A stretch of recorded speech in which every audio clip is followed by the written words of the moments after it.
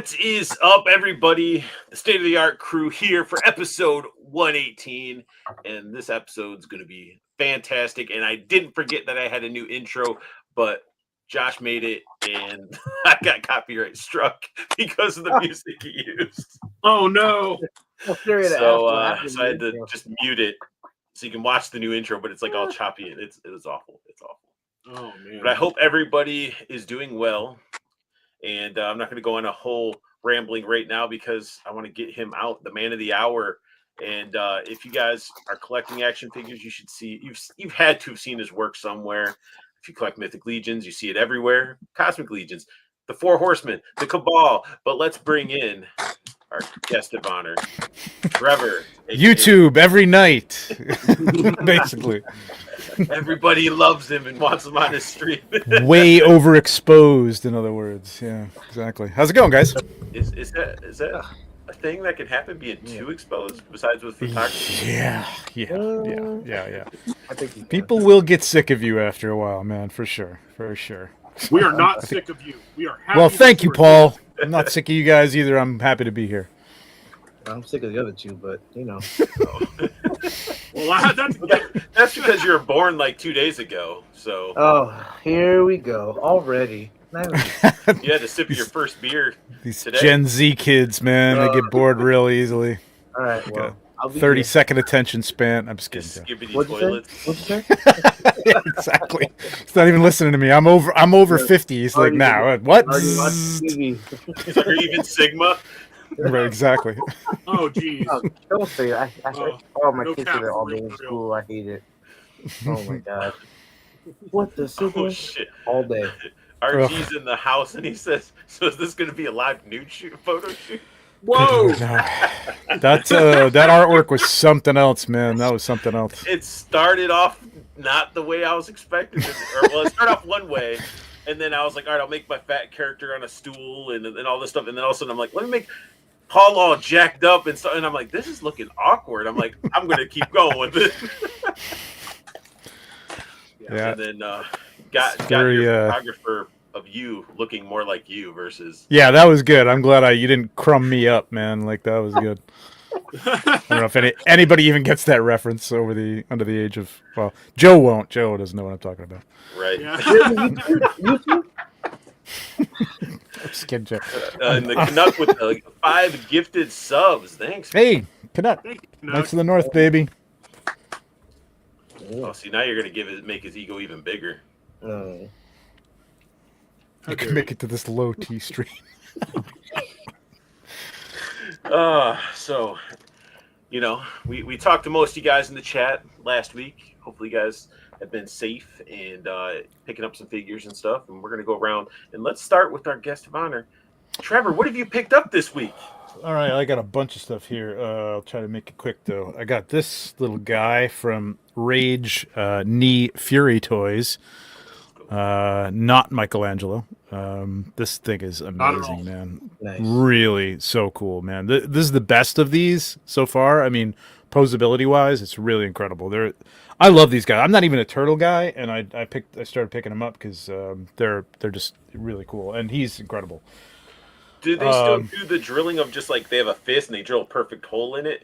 That one almost looked like he had like sculpted hands for gripping. He's got, this one you can open the fingers. So if you heated this up, you could definitely open the fingers a little bit to get something else in there. It's not just a hole in like a fist. Stuff. Yeah, it's all evolved. The articulation's evolved. I mean, the look has always been great. It's just the articulation on. Was it Leo first? Wait, it was Leo first. Leo. Yeah, Leo first was like he's like I wish they'd go back and like redo him. Even though I like him, he's good. He's just not as good as this. So he's cool. We'll do some 1/6 stuff here. So I got the in art. No way, 1/6 stuff from you? Joe, yeah, right. I literally just opened him up for the show. The box is freaking enormous. It's just a 2-pack. They did a 4-pack too. I can't imagine how big that is. That box. Also from InArt, probably the best figure they've ever done, and one of the best 1/6 figures I've ever had is this. Nice. Paul Atreides. Incredible, man. It's wild. Great. Yeah. Have you been watching this series? I love Dune, man. I love Dune. Oh yeah, and I'm watching. Yeah, I like it. I'm pretty into it. It's good. It's not as good as the movies. It's got its. I'd give it a solid 8 out of 10. Maybe. Oh, there you go. Yeah. Yeah. 7.5. I met 8. Brian Herbert, and he's a super cool guy. I actually Yeah. No shit. Yeah, I met him, and I got his book at the time. I think it was House Harkonnen that he was doing, and I got that signed for one of my friends because she is nice. a massive Dune fan. She's got like a Dune sleeve tattoo. Wow. Cool. So, yeah, and I got to meet him. He's super cool. I would love to sit with him and just nerd out with him. Yeah, there's a lot to take in with that family because he wasn't the greatest of people, and he's got a brother, I understand, who his father kind of disowned. I won't go into all the sort of details, but it's not it wasn't a happy family, so I'm glad he was able to continue that, I guess. I don't know what's up with his brother, but you can sort of see it in his works, though. Like, maybe some personal family experiences implementing. And you know what? Sometimes that works for art. You know what I mean? Like, not you, Art, but like it works for. Maybe it works for you, Art. I don't know, but no, I mean, there's a lot of problematic artists throughout history. You know what I mean? So, and sometimes you have to separate the art from the artist to some degree. And I love Dune, so I do. But there's some not so great things about him. If you don't, you get gifted an ear that's been chopped off. Yeah. The artist separates the artist from. Yeah, whatever. There's something there. He never really chopped off his ear. Actually, it was only part of it. It wasn't the whole Yeah, it was just a piece. It was like a chunk or something. Yeah. And then I just literally today got this guy in. I managed to pick him up kind of after everybody had grabbed it, and it's amazing, man. What these third parties are doing. I mean, with tailoring on a 112 figure, man. I never thought I'd see tailoring like this. It's incredible. It's really like I love my 1.6, man, but if more stuff starts coming out with this quality, I could see replacing a lot of it with 112 stuff, which is just easier to shoot, which is why I don't shoot a lot of 1.6 anymore. But those third parties, man, they're giving like Mezco a run for their money. Yeah, dude, and Mezco did a great job of like upping that one. Like even early on, their clothing, their soft goods weren't great, big stitching, the collars didn't sit down and everything. Now everybody's doing like high-end tailoring that the likes of which you didn't see on even 1.6 unless you paid $400 for a clothing set, you know what I mean, in custom. There you go. Yeah, I mean I got to tell you, even that, like, this is a better suit than that, man. It's just better made because you actually incredible. have buttons and stuff, because this one doesn't really have the real buttons. They do like it's the incredible print on it and stuff like that. Yeah. And I'm a little salty about Mezco because I haven't got my Doc Knock yet, so I'm like,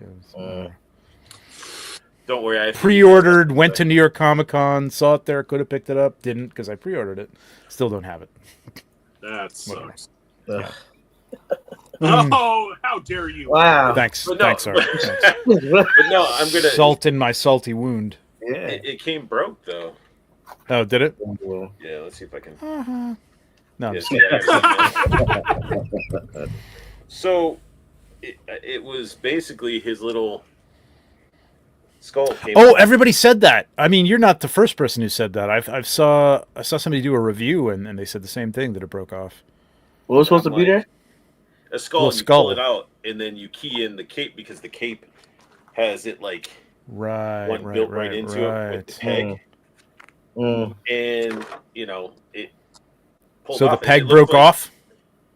It almost looks like it came unplugged, because the other side of the skull actually had looked like a peg system into it, and I was like, if it broke, wouldn't it just been flat? Like, why is it a hole? So interesting. Yeah. So I got to reach out to them and be like, I don't know how I'm going to get this out. Are you going to place it, or who knows? And you're right. Ordering that shit on October and having to wait forever to get it. I ordered it in like August or something, and then they handed it out in October at New York Comic Con, and then I didn't still get it after, it's been like 3 months since Comic-Con or 4 months since Comic-Con? They said it'd be only, Wow. 6 to 8 weeks or something like that. Mm-hmm. Well, Yeah. their 89 Batman took, 5 years? Yeah, that was ridiculous. And then it came in, and how did it look? Yeah, it's sitting on the shelf. It's all right. I mean, it's fine. But, like, I didn't even care. Like, I'm not one of these people who's like, I got to have my toy now. I've got enough, stuff to deal with and I don't no have- shelf space. But you want communication. That's the only thing that I was saying about them at the time is, like, just tell people what's going on. You know what I mean? Like, you're having some issues with the suit. It'll be fine. We're working it out. We just want to let you know. Whatever it is. Lie to me. Just tell me, like, the factory broke down or had Tell a me fire or something. something. I don't care. Whatever. Man. Show me something jingly or sparkly where I'm distracted. Yeah. That's it. It's Crazy. Jingly Yeah. and sparkly.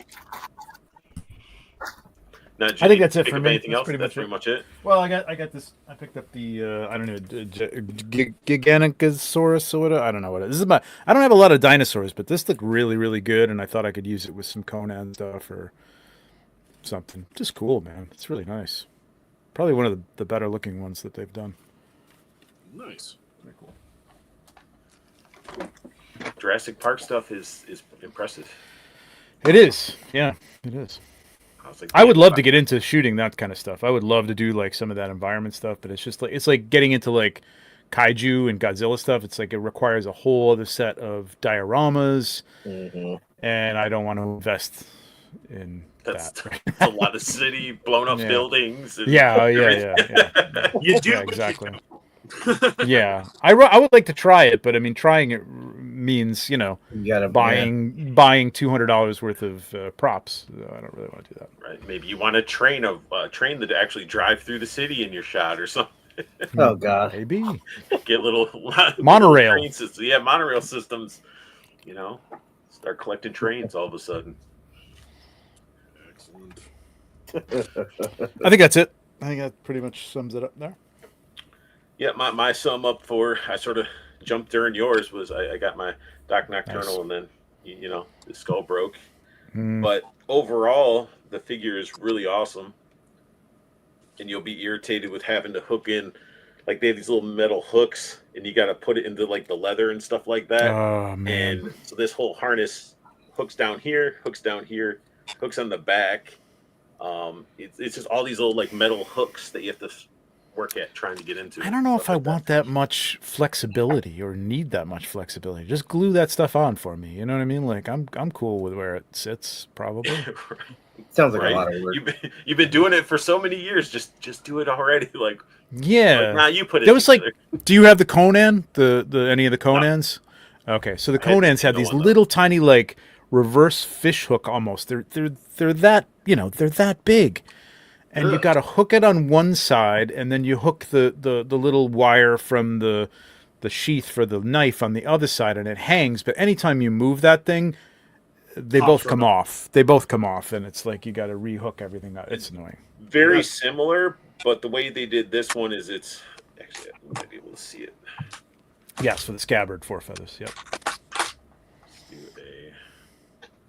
now I get to go solo. Yay, solo! Go solo. But I don't know if you can. Is it focusing? Yeah. Mm-hmm. It's like a 9, basically. You can see the little Oh, leather yeah. at the bottom. Oh yeah. Middle, you got to feed it through that pleather to get it to hook up. You know what? I don't even want this thing anymore, honestly. But, I might but just the nice cancel thing it. is, once you do that, it does feel, because it's that 9 shape at the bottom, that it holds it. Well, it's not going to fall off. Mm.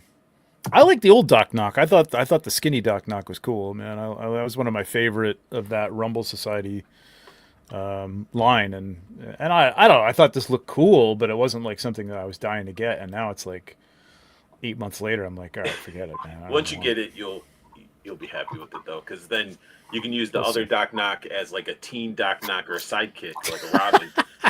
That's how I'm going to do it, because he came with that gas mask and the green heads, or the green skull head. Ooh, we got to come up with a name for that. And then if some people bought the other version that was all in red too, so it's like, Doc Knock and Scully or something like that. Yeah, maybe not. I think Joe broke his camera.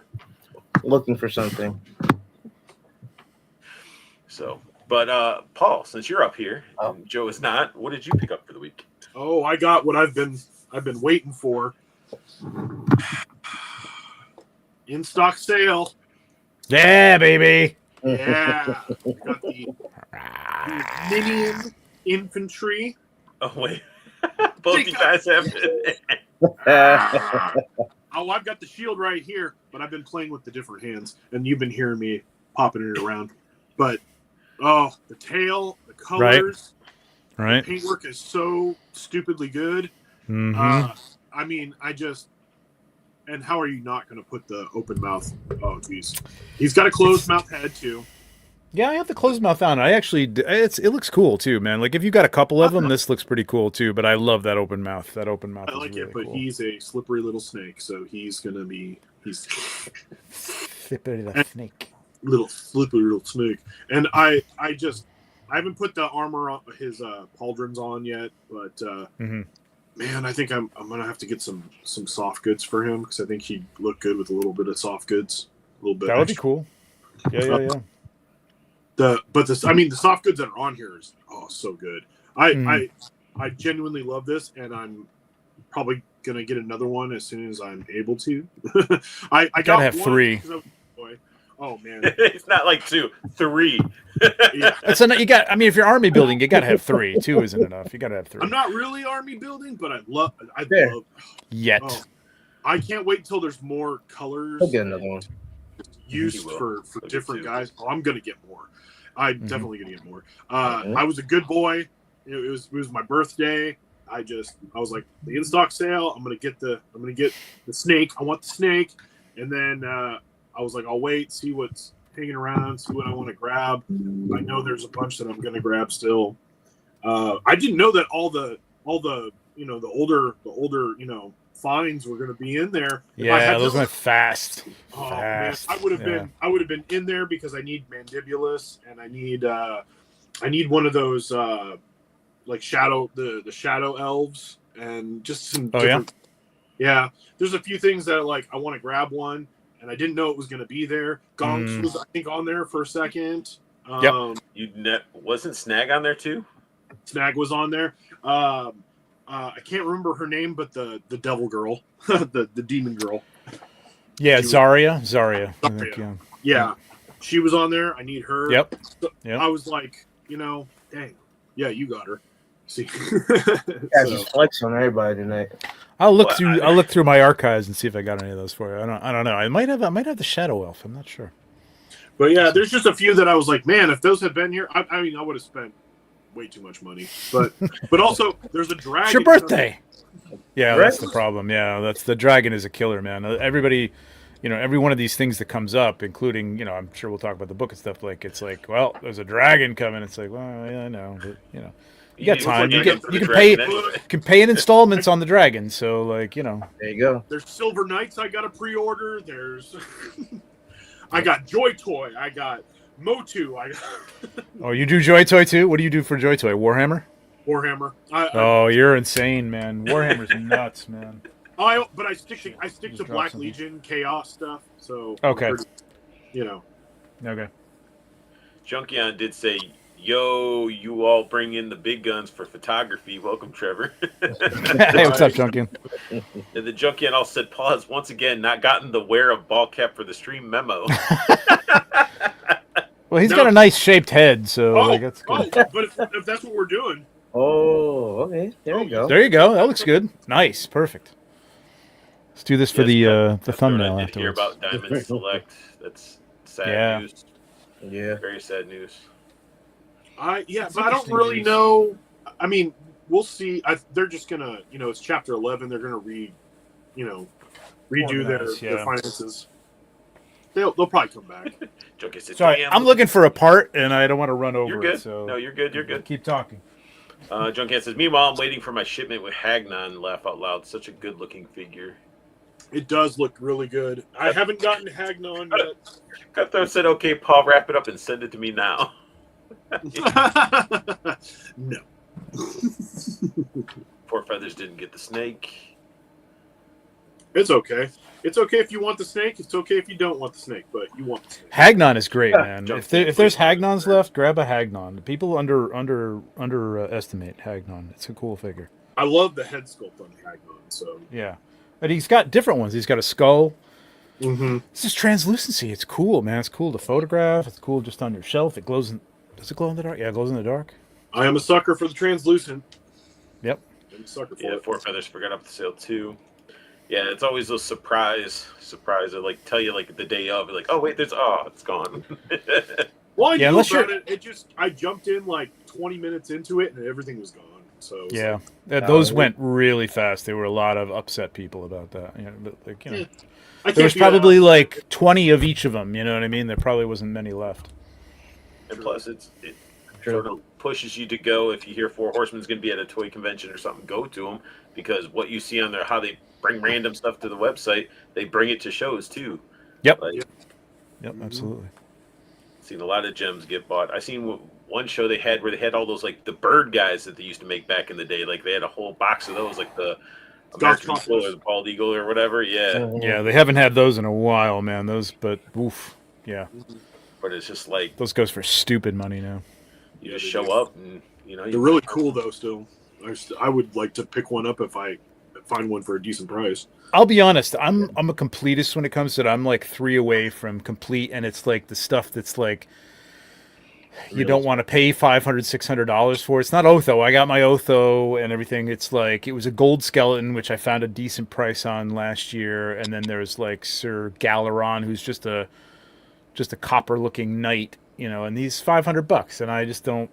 I'm waiting for a deal, you know. I'm being patient about it, but I got the birds because I had to photograph them for this book. So I've never counted them as part of. They do have Mythic Legions on the box, so technically they are Mythic Legions. But they're not fun to pose. I don't know. I don't like them. I've never liked them. I don't know. They're cool looking, but I just don't like them as figures. Oh, Joe Kian says that they have Eternia Dreams, 300 each. Jeez. That's actually a pretty good price for some of those. Yeah. But also, you look at it too as like, even as a completionist, do you get the newer version too? So you're like, I got the old and the new one. Like you gotta have them all. Oh yeah, I gotta have them all. Yeah, I gotta have them all. Yeah. Version 2. Yeah. It's the only line I do that for, so I'm cool with it. You know, I'm like I'm getting into like Operation Monster Force in a big way, and like I just like, you know, I mean, I know there's different variations of. I'm like, I don't need to have everything from this. I really like them from like a photographic standpoint, and just the. I don't collect Joes, so those are like my Joes. You know what I mean? And like they're military thing, but they're monsters. But I don't need to have them all. I don't have to have everything. See, I got bit with the Joes, man. I was contaminated when I was a kid, getting into them as a kid, and then the 6-inch ones. Just I'm like, man, you guys keep doing better and better each wave. You keep pumping them out, and it's a fantastic line, man. If I had been into him as a kid, like I watched the cartoon, but I was like a little older at that point, and like didn't really resonate as much with me. But those figures look great, man. And every time I go in a toy aisle in a Target, I look at it, like even the 50th anniversary or the 60th anniversary, whatever they are. Yeah. I'm like, oh, I gotta get one of these, man. These are cool. They're great, really good. They really are. I do those too, so I'm in on those as well. yeah, Mythics, and then Joes, and then I got Monster Of Force. course. I'm gonna get more Monster Force. I don't I know. Screwed, had to Paul. say no You're to screwed, Monster man. Force. I canceled what I had pre-ordered because I was like, I can't go down that rabbit hole, you know. You gotta Yeah. get one. Yes, you Just get can one. though. I was gonna get one. I was gonna get the like vampire soldier guy that was like the blue, That's a good one. whatever. That's a But good I was one. like, I couldn't. I just Just couldn't get manage one. it. I got Van Helsing. That's it. So I know everybody. I can't. you could do it. Yeah, I like the Red Delta Force, but I did get Killer Warg as well too. He's fantastic. I mean, it's basically just Veteran William in a different color scheme, but he's cool. I love it, man. I love it, but yeah, I don't need to be a completist. I just want some. My whole year is like about like just like paring down. I'm not doing very well, but I'm trying. Like I just got all this, but Yeah, right. All you can do is try. But it also seems like the stuff that you buy, you make sure you're gonna have fun with it, not just like, oh, I can do photos with this. Like you're actually like, no, this is fun too. Yeah, I'm trying to avoid there's a lot of beautiful looking figures, especially we're talking about like this, and like who knows if I'll ever even shoot this, and I may regret this in 6 months and go, why did I buy this? No way. I might. I don't That looks good. That looks good. I've been It does. trying to push Paul to pre-order that Star Wars, the Malgus. Oh, Algus. Algus. Oh, the hot toy? Yeah. Yeah.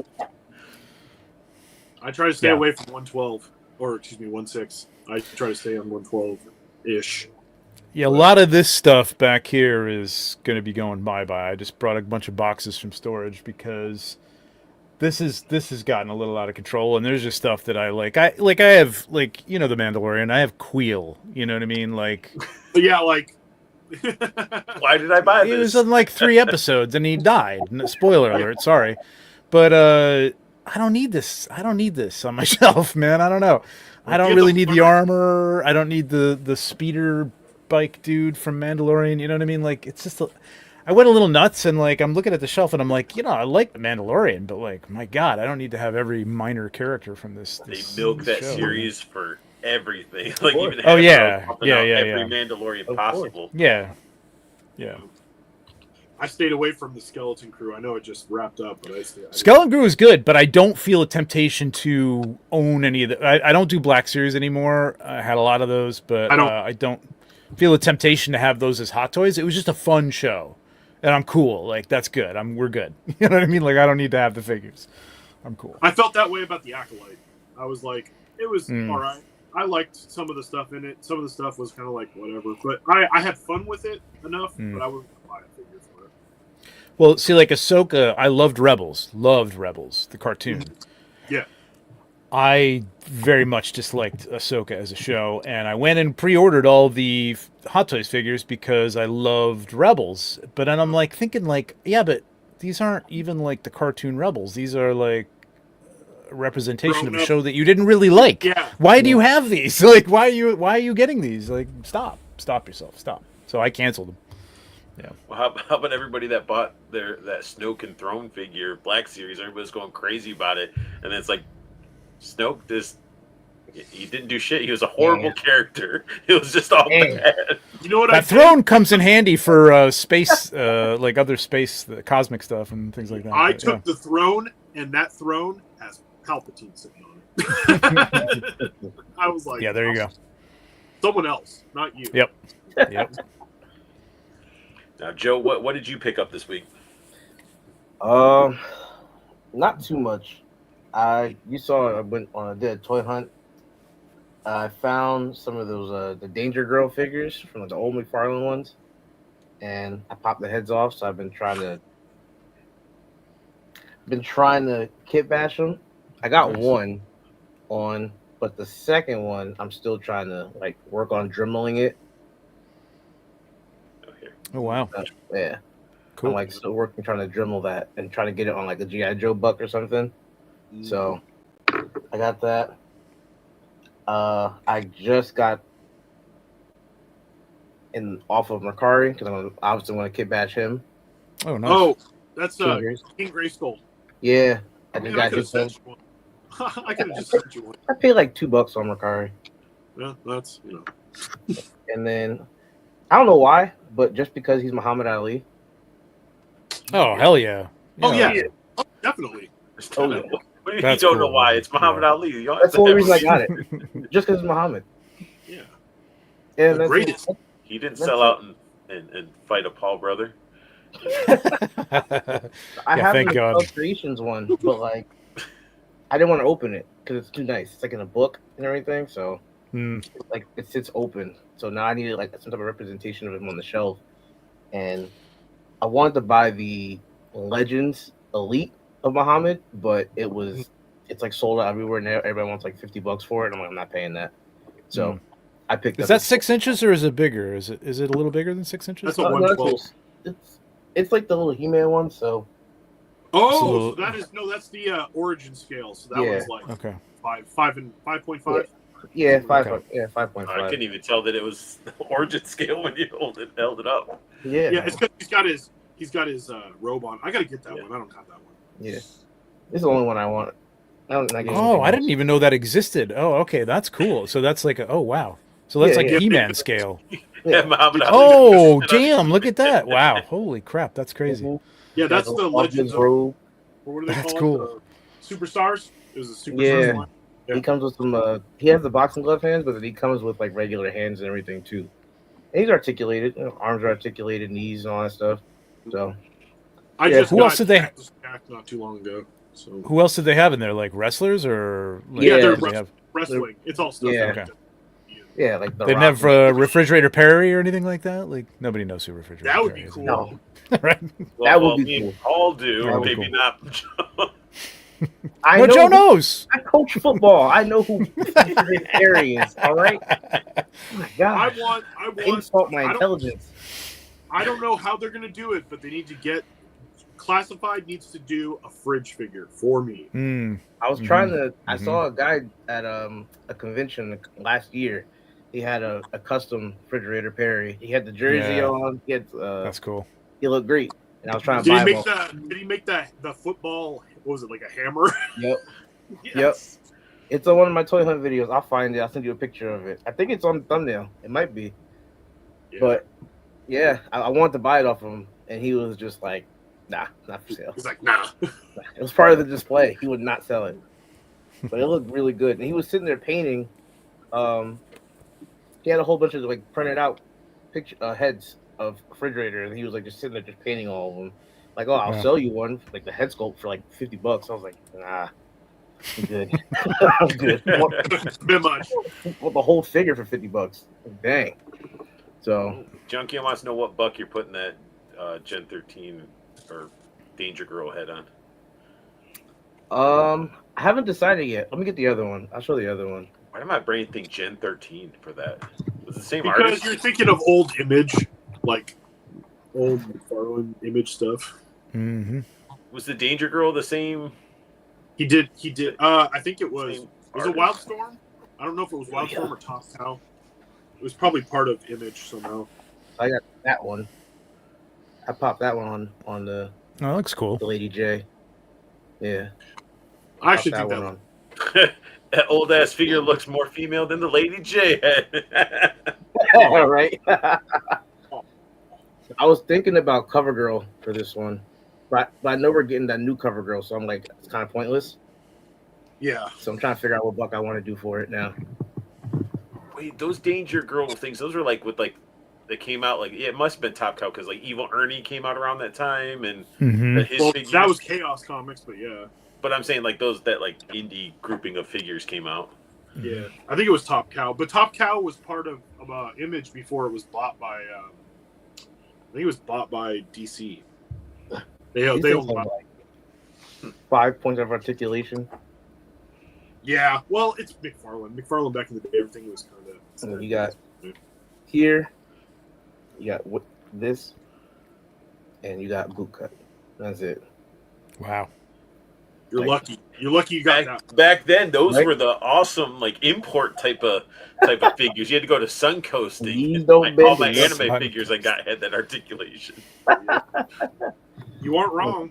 You aren't wrong. It's like the knees don't bend or nothing. Jesus. They really don't. We all got some good stuff. Trevor's waiting for his Doc Knock to show up. I'm not even waiting anymore. I don't care. If it shows up, it shows up. I don't care. I got my indie from them finally. That's a pretty good figure, man. I like the sculpts better than most people do. I don't think they're pretty good. I mean, for Mezco, I don't expect anything to look like anybody from Mezco, man. It's pretty good for Mezco, I think. I learned that lesson from John Wick. John Wick. Exactly. That John Wick was oof. But what's sad is like my first step into actual buying official Mezco, because I bought some bootlegs not knowing what it was. But I ended up picking up that Popeye figure when they announced it. Popeye's great. And it's such an amazing figure. And then when the John Wick, I was like, all right, these promo shots look good. This is a no-brainer. It's going to be awesome. And I got it. I'm like, what the heck is this? What have I done? Like, yeah, I was so disappointed. Thankfully, that people were still looking for it. So I still got my money back same day from somebody selling it. I'm just like, I think I parted that one out because it was just like people were buying like the suit and the guns and all this stuff. So yeah, that was not good. Yeah, that's what I'm talking about. Like in terms of likenesses, they're not great. So I thought the indie was pretty good, and the tot, Major Tot, looks pretty good too. So I thought I ordered that, but I guess I didn't. So I'm gonna have to get it from a retailer or something. But that's nice. I got that the Not Mikey that you have, the Rage Toys. I have that coming in. Yeah. Oh man, dude, you're gonna love that thing, man. It's supposed to be here this weekend, and it just hit me like delay. It's like shit. So now it's like talking about next Monday. So I got that coming. I mean, I'd be grabbing those Joy Toys if it wasn't for these. Again, I'm not even like I don't really even turtle. You know what I mean? But these are just so cool design wise. And those new one, what is that? Is it not Axio? What's the name of the company? No, not Best Action. No. The new one, the new line that somebody put out that looks a little like the movie. It's an import. No. The Mezco ones look great. I kind of do wish I got those ones. Maybe it's Memory Toys or Medi Toys. Medi, that's it. Medi Toys. Those look great, man. Really good. I think it's what? Is it Donnie or it's Raph and Leo? I think we're on pre-order right now. The ones that are based off that newer style look of like the Nickelodeon show. Yeah, they look really good. Yeah, but Joy Toys are crushing it, man. Those designs for all and they're coming out with them like left and right, man. They're coming out with them fast. See that Krang? But I can't do it. Krang in the android suit and everything. It's great. The Slash. Slash. I know. I hear people who are fans, like big Turtle fans, saying if they ever do another movie, use these designs because these designs are like fantastic. Dude, know Playmates or Nickelodeon is just like, hey, who wants a turtle license? Yeah. Handing them out, bro. Yep. Yeah. Even Trick or Treat Studios that does all the Halloween stuff. Like, there's a whole bunch of like turtle masks coming out. Like a Foot Soldier, Shredder. I bought a license. It's sitting. I haven't done anything with it yet. It's just it's like $50, man. Like you can get it. Do your own toys. That would be. I mean, there's enough people out there doing turtles, though. I mean, I wouldn't doubt it. For real. I mean, heck, didn't. I saw some custom turtle Mythic Legions and stuff at Legions Con. Oh yeah, man. What's his name? Did those? Eric Miller. Were you close to Wickman? Emil. I was across from Emil. Yeah, Emil's insane. Eric Miller did that kind of made his name was the turtles that he did early on with the orcs. That was really cool, and he's done some incredible stuff with that since then with some of the other characters. Yeah, just like looking at Emil's booth and everything, and all his stuff was like ridiculous. It was crazy. Isn't it nuts? It is crazy. All of it was like none of it was for sale. Everything was already sold. Yeah, I bought a Stormtrooper from him, and I had bought the Vader from him the year before, and I have his Avengers. Like I feel I'm taking credit for breaking his sales cherry because like he had the Avengers. He brought him to the second, or was it the second or third Legion's Con? I think it was the second Legion's Con. And he wasn't selling anything, and I offered him some good money for those Avengers because they are beautiful. Like there was a lot of work that went into those. And he's like, I can't sell them. You know, I feel like I put so much work into them. And I'm like, all right. Yeah. So the next year at Legion's Con, some guy came up to him and he had a Batman, which looked great. And he's like, I want that Batman. And he offered him some sum of money that he was just like, you know, and his wife was getting on him for spending all this money. He's coming from Sweden to New Jersey, bringing all this stuff, shipping it. And she's like, why don't you sell some stuff? So he sold it. Yeah, exactly. And then he's like, oh, that felt good. Basically, that's this like warm feeling. And then somebody else came up to him and offered him money for the Avengers. So he came to me. It was nice of him to come to me and say, you wanted these last year, and I wouldn't sell them. And now somebody else offered me X amount. And I'm like, yeah, I'll meet that man for sure. So Yeah. I took him. So now he's like a selling machine, man. He's just like, the capitalism flows. Oh, yeah, it's beautiful. My father from Toy Daddies bought his Superman that he made. Yo, he had like what 40, 50 things lined up, and I was talking to him for a little bit, and I was like, "Oh, how much is this one?" He was like, "Oh, that one sold." I was like, "How much about this one?" He was like, "No, that one sold." Now he was like, at that, I was like, "All right, what's for sale?" And he was like, "This one and that one." And I was like, "Okay, how much is that?" And he was like, $450. I was like, "Oh, okay." Like, I was like, well, he commands it, man. He commands it. It's he's a name, you know. It's like I didn't buy them for value or anything like that, but I do think within the realm of Legions and in toy lore and for however long that lasts, like he's a legend now at this point. You know what I mean? And that stuff, it's art. It's art to me. Like it's just art. really art. Is. Yeah. That's what pretty much all action figures are in a sense. That's why we still collect it, nostalgia, and then it's those sculptures that you can pose around and make more art with it. Yep. I was just happy I got it on camera at that point. Like, man. He did a Mario and Luigi that was phenomenal too. I remember seeing those. Yep, that was last year. That was incredible. Yep. Yeah. I think he had those. Did he have Peach? Did he have Princess Peach there too? He had Princess Peach. Yep. Yeah. Bowser too, I think. Yep. As well it should. He should have a Mario probably too. And what's cool is he did Jinx from Arcane, and that show is so he's good. got oh my god, it's so like good. The greatest show in the last 2 years for me. He used, and I didn't realize this until I watched it on Curtis Ackerman's show. He tries to use parts from all the. So if you look at his like Ahsoka that he made, he turned the demon head that came with one of the brothers, Azar and Zazar. He turned that upside down and cut part of it off and sculpted it so the horns are her lekus. It's nuts. So to do the braids on Jinx, he didn't want to go outside. He doesn't go outside like what you can get with a figure. Those are the twist ties that come with the figures. What? He twisted them up and braided them so that they are still Mythic Legion's products. Yeah, he's insane. It's crazy, man. It's so cool. It's so cool. Oh yeah, I love it. And if you guys haven't seen, you guys need to go check out Arcane. If you haven't, you don't even have. But Arcane is insane. Arcane and Blue Eye Samurai. I have yet to watch that. Oh, I only watched the first 2 episodes of Blue Eye, but I heard it's amazing. Incredible. I am right now binge watching Attack on Titan. You didn't finish that? I'm in the last season, and all I can say is I gave up on that show way too soon. Oh, come on, man! Because the show is amazing. Get it done. I gave up on it too early on. Like I got stuck. I get stuck in anime like My Hero Academia. I really loved it, and I binged watched like the first 2 seasons. But there's a lot of seasons, and like I don't know.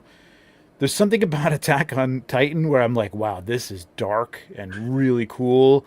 And then it's anime, so the guy goes, and his eyes get big, and I'm like, it takes me right out of it, man. Wait, are you watching? It's like subtitled or dubbed.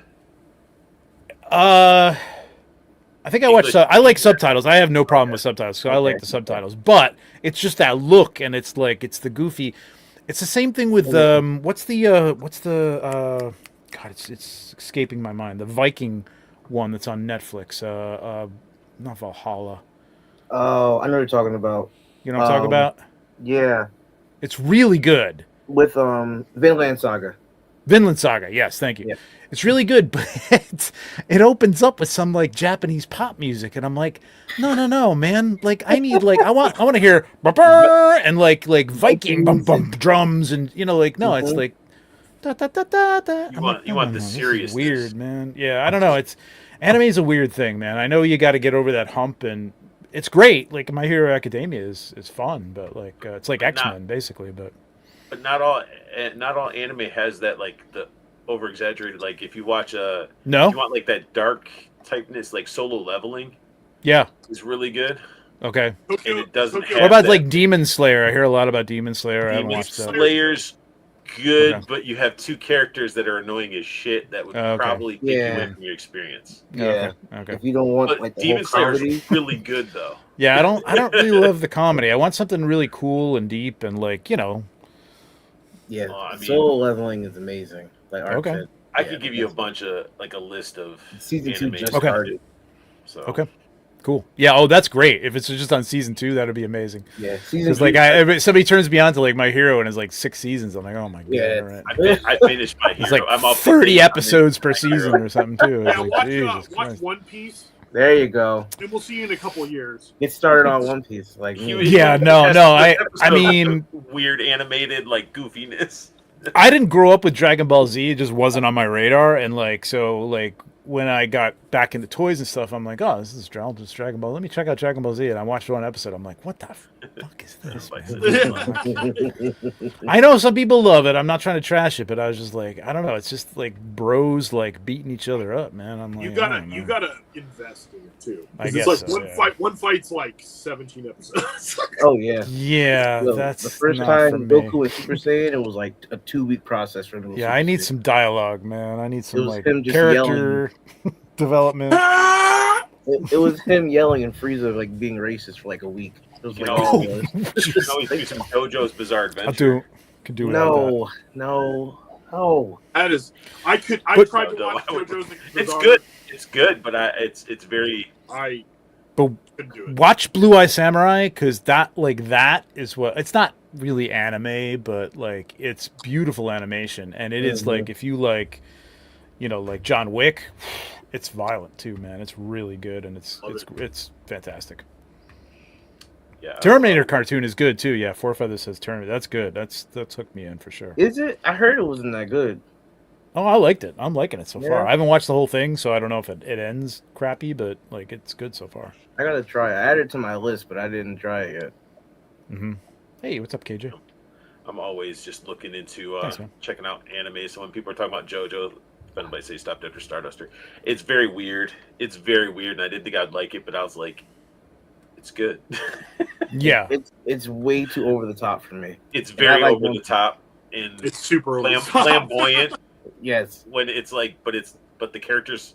Well, I guess some of them can be. It's just weird, Mm. but it was good. But I'll get you I some don't serious mind the animes over to the check top out either. without Okay. that like cartoony goofiness to it. So. Mhm. I know that's a part of it, and I get it, and people just like overlook it, or they're But just it's not. used Look to at it. Akira. That's what I'm saying. Like And, like, Akira, Ninja that's what I'm Scroll. looking for. Like, Oh, yeah, yeah, that. Ninja Scroll, yeah. Fist of the North Star, like I like. Okay, this is like I'm weird. Like I like depressing endings and stuff like that in movies. Grave of the Fireflies. That's exactly what I was gonna say. Grave of the Fireflies. I love it. I love Yeah, that movie. It's fantastic, man. Like it's Yeah. really good. Yeah, Where it's sad like, as hell. Nothing But feels like, good. no, nothing feels good. and what No, makes No, it I worse, want to hang myself after I watch it, but it feels great. Like Oh, you know, yeah. I don't know. well, what makes No, it I worse Not is the it's hanging. based off a true story. I know. Yeah. Yep. And It's technically, he didn't, and he was the brother, and he didn't die. And Yeah. the reason his sister died is because he ate more food. He could have gave her some more, but he got Spoiler greedy. alert, Art.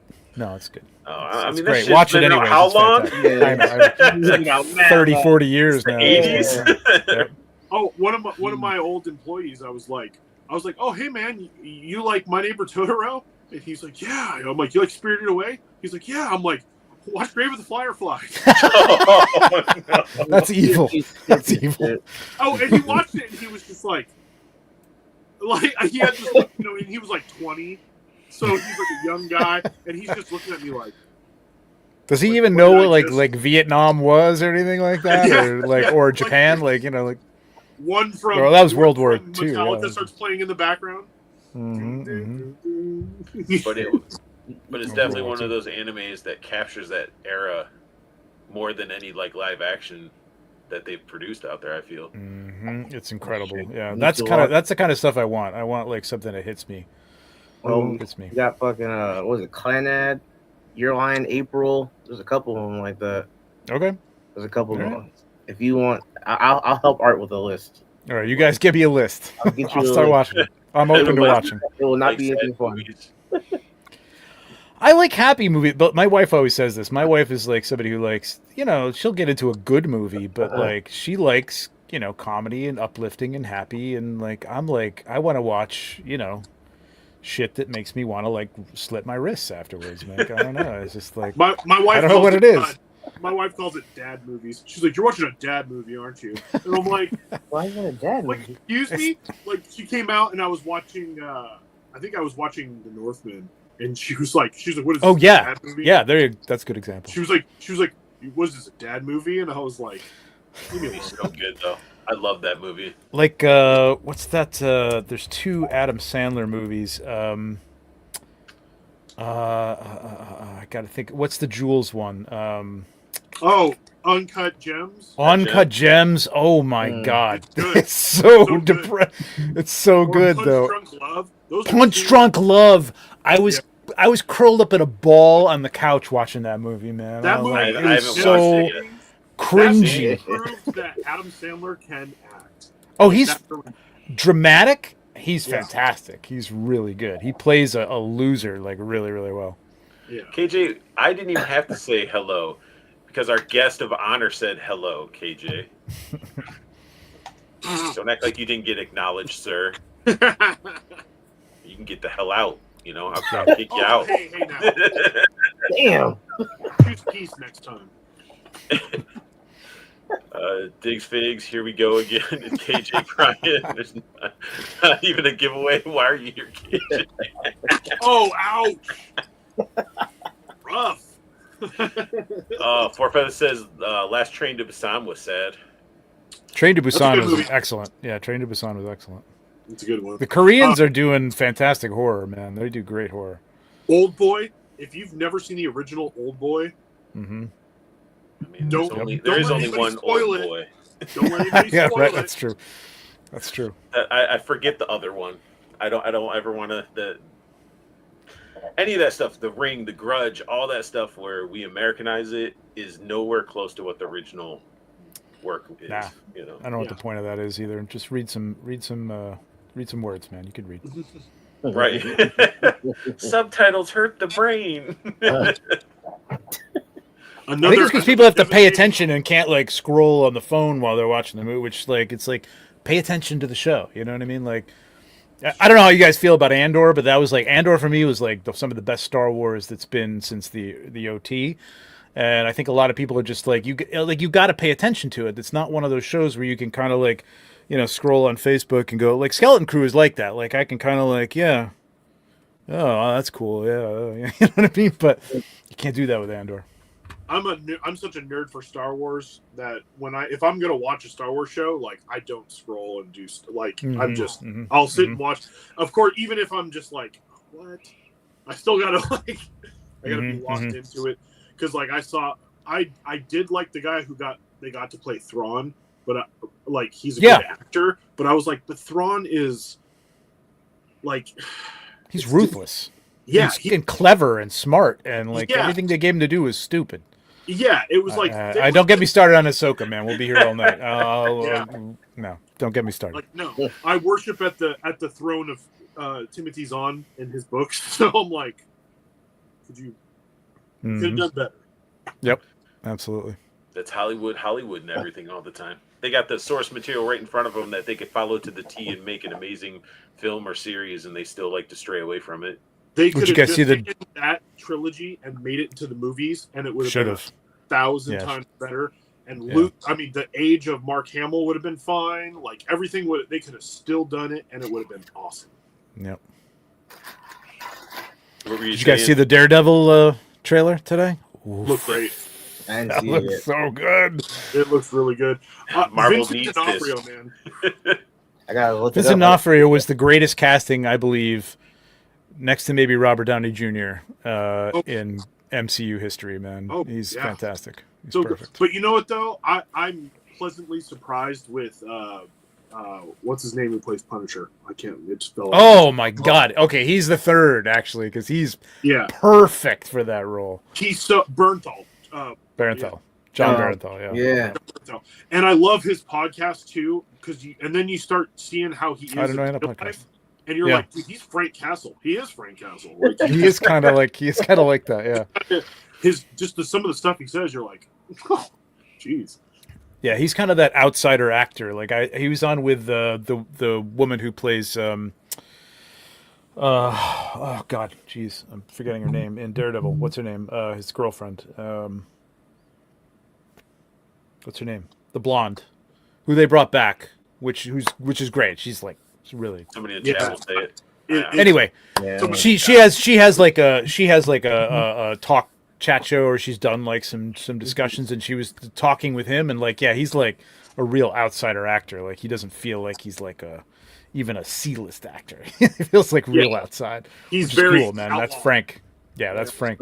Junkie on with the save. Deborah Ann Wall. Deborah Ann Wall. Yeah, oh god. There you go. But I mean, John's also, he's like friends with that like one. Shia LaBeouf and stuff like that. Shia LaBeouf, I crazy don't think acting he's method. friends. I don't think he's friends. I think he just kind of tried to find a common ground to like understand him, so he could have a good interview with him. I think he kind of wants to be there as like a support for him to be better, but I don't think he's really friendly Man, with Fury, you watch that movie? So good. Fury is awesome. But yeah. But Not gonna lie, when I first saw Vincent D'Onofrio, I was like, I only remembered him from Law and Order. Now I liked him in Law and Order. But Well, this dude as Kingpin, I was Full like, Metal Jacket. Watch him in Full Metal Jacket. Oh, well. I mean, that's Private Pile, man. Private Pile. Like, that guy can act, man. He's insane. oh yeah, Literally. he kills that. underrated that movie though. is The Amazing. Cell. If you watch Oh yeah, The the Cell's great. Yep. Mm-hmm. just because Vincent D'Onofrio, he makes that movie. Jennifer Lopez, you can leave her, but like he is amazing in that movie. So. I love him as Kingpin, man. He's so good. Joe Johnson, Deborah Ann Wall, the True Blood alum. Mm. Definitely I didn't couldn't watch get into True Blood. I didn't watch that. I had friends who did, but that was I watched it. I didn't get into it as deeply as no. I heard it was good. I don't know. Started getting weird towards the end, and There's a whole like vampire contingency where there's anything that's like really weird and cool vampire-y. Like there's no offense to anybody in the chat. I'm just saying like I read those Lestat books and stuff. They were cool and everything, but I wasn't like, oh, I want to be a vampire. I don't know. come on, True Blood. You didn't want to have a That's what I'm saying. science, Like huh? True You know? Blood, it was all right.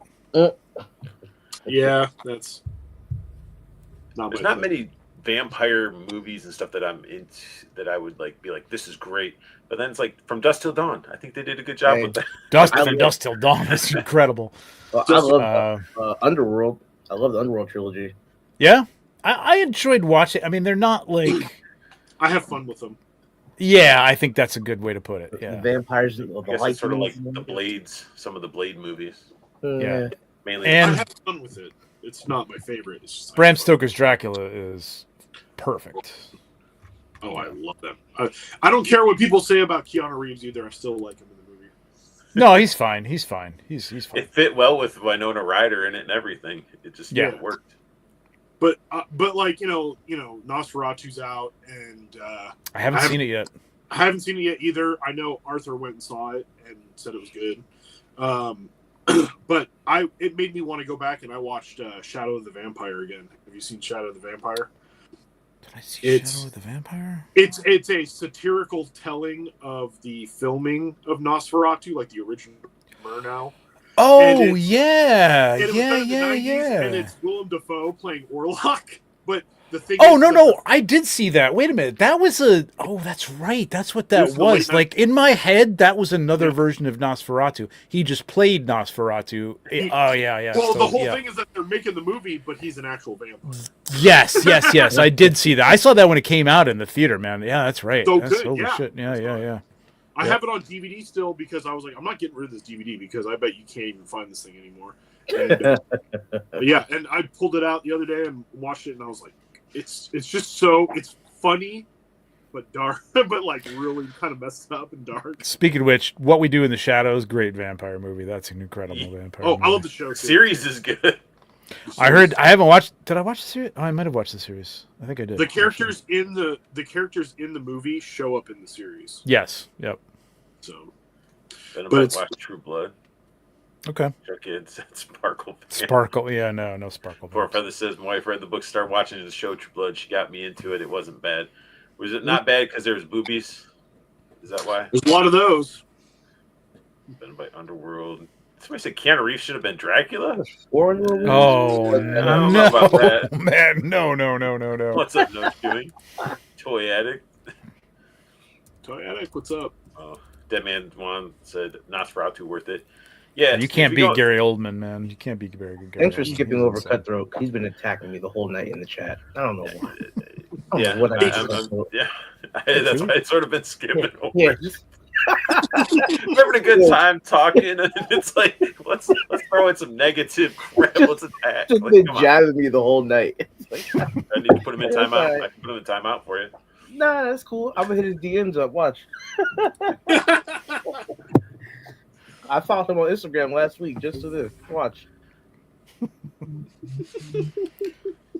So are we cutting into some like agenda? Do you have like another segment or something here? We usually I do have stuff, but I mean, I'm just sort of like going with it. Okay, like, cool. Because I mean, what we could jump into the main stuff and just be like, oh, we're done. But I'm just letting the conversation happen. Man. No, that's cool. And then speaking of, I do want to know, since you didn't get to really experience G.I. Joe as much as like my generation did, because you got. Well, okay, I had the original G.I. Joes. Okay, I had 12-inch G.I. Joes. My cousin gave me, like, he was going off to college. He gave me the space capsule. Thing was this freaking big. The Jeep that was like this big. So I had G.I. Joes, just not G.I. Joe, not the a great American hero. One. Yeah, exactly. But the 12-inch ones were. That's right. I had the Kung Fu grip and the fuzzy hair. Yes, but those were still awesome because I still had. They were awesome. Some of those. I still have a couple of them. Too. Remember the 12-inch when they did the G.I. Joe cartoon, like the Cobra Commander is the 12-inch figures? I had those for a while. Yeah. Big old plastic. Cool. He reminded me of Dark Helmet from Spaceballs. Oh, Spaceballs! Oh man, what a movie! I have 1/6 Spaceballs figures. If they were anywhere near me, I would pull them out. They're incredible, but like, I'll send you pictures. Somebody needs to read. I want some. Wait, they made one baseball movie? They're customs because you can't make anything. That was one of the things he signed when he made Spaceballs is he couldn't make any kind of merchandise from it. Like an I'm not doing what George Lucas did type of thing. No. George Lucas said they could do the parody, but they can't make merchandise from it. Because they could never. Exactly. Yeah. Like because he doesn't have enough money. So yeah. He needs all of it. So. Then he sold it to a company that needs even more than all of it. Yeah, exactly. Yeah, I saw somebody bought the original figures from the film off of an auction. Oh wow! And I was like, "That's cool." To have that like in the ones frame he's playing with. Yeah. So sorry, I didn't see you play. I'm gonna have to go get these. But the dark helmet that I have, right? Because there's a dark helmet and yogurt set. And then there was a barf and what's his name? Jesus. Lone Star set. Okay. So the dark helmet has little tiny figures of all the people, like just like he was playing with. It's awesome. An incredible set. I mean, expensive sell, but like so cool. Like I could not even pass it up because it was just so good, man. Oh, definitely. If we have a break, I'll go grab it. But it's incredible. Anyway, or I could be like, hey, that's the next thing you should take photos for and post on your Instagram. I want to take photos of him. I just can't stop shooting everything that people are paying me for. So that is true. He'll get a cease and desist from Skywalker Ridge. Yeah, we're done. Oh, I don't care.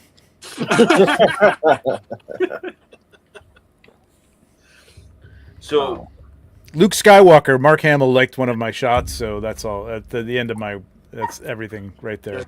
There you go. That's awesome, man. That is a flex.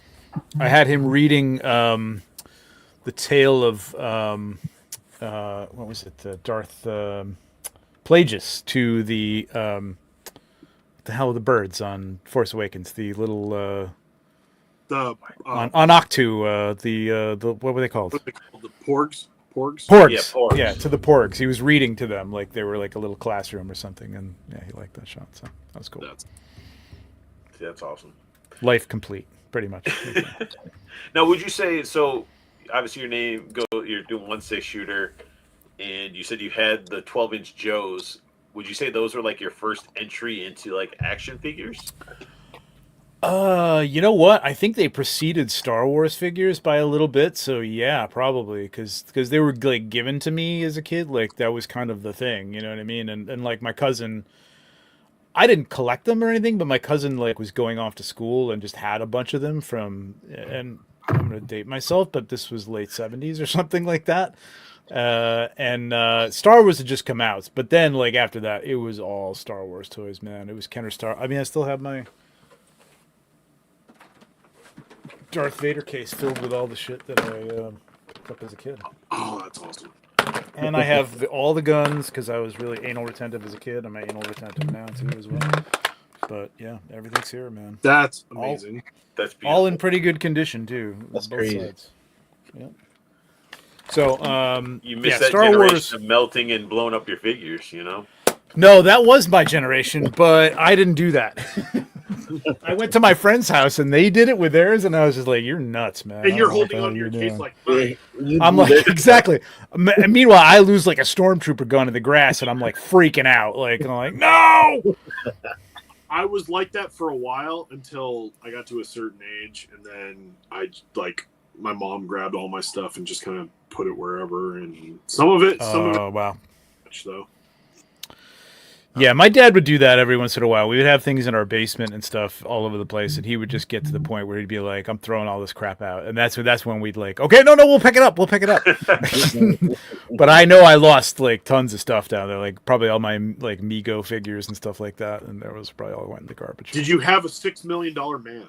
I did have a $6 million man. I had a $6 million man. I had the Mego, Planet of the Apes, and Star Trek figures. Big Jim. Nobody remembers Big Jim, but Big Jim was cool. I do. Thank you, Paul. I saw the, but see, this is the thing though. I didn't grow up with Big Jim, but I would go to. My mother was a doll collector, so she would take me to doll. That was my entrance into any collecting. Was my mom?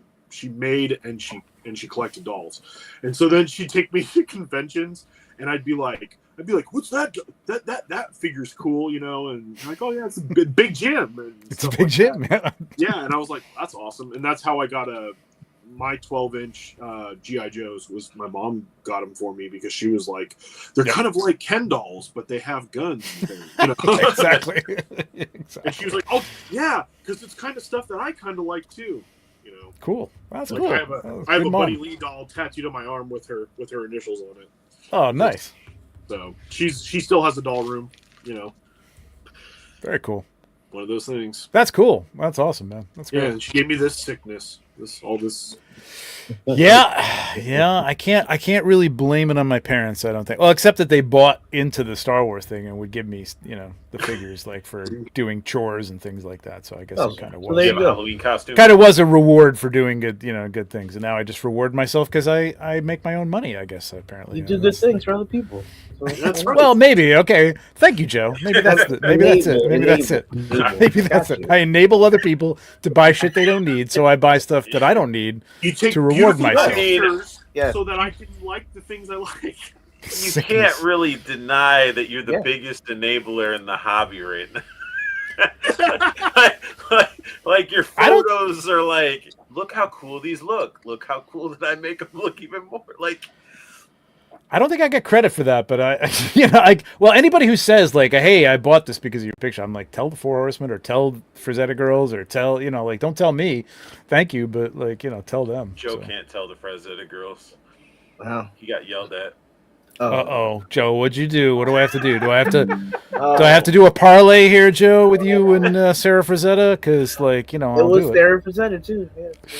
Oh, what happened? Did you tainted my show, Joe? Am I never going to allow? They're not going to ever come on? It's over. I'm sorry. Oh, what happened? No, I want to hear the story. What happened? No, unless you don't want to relay it.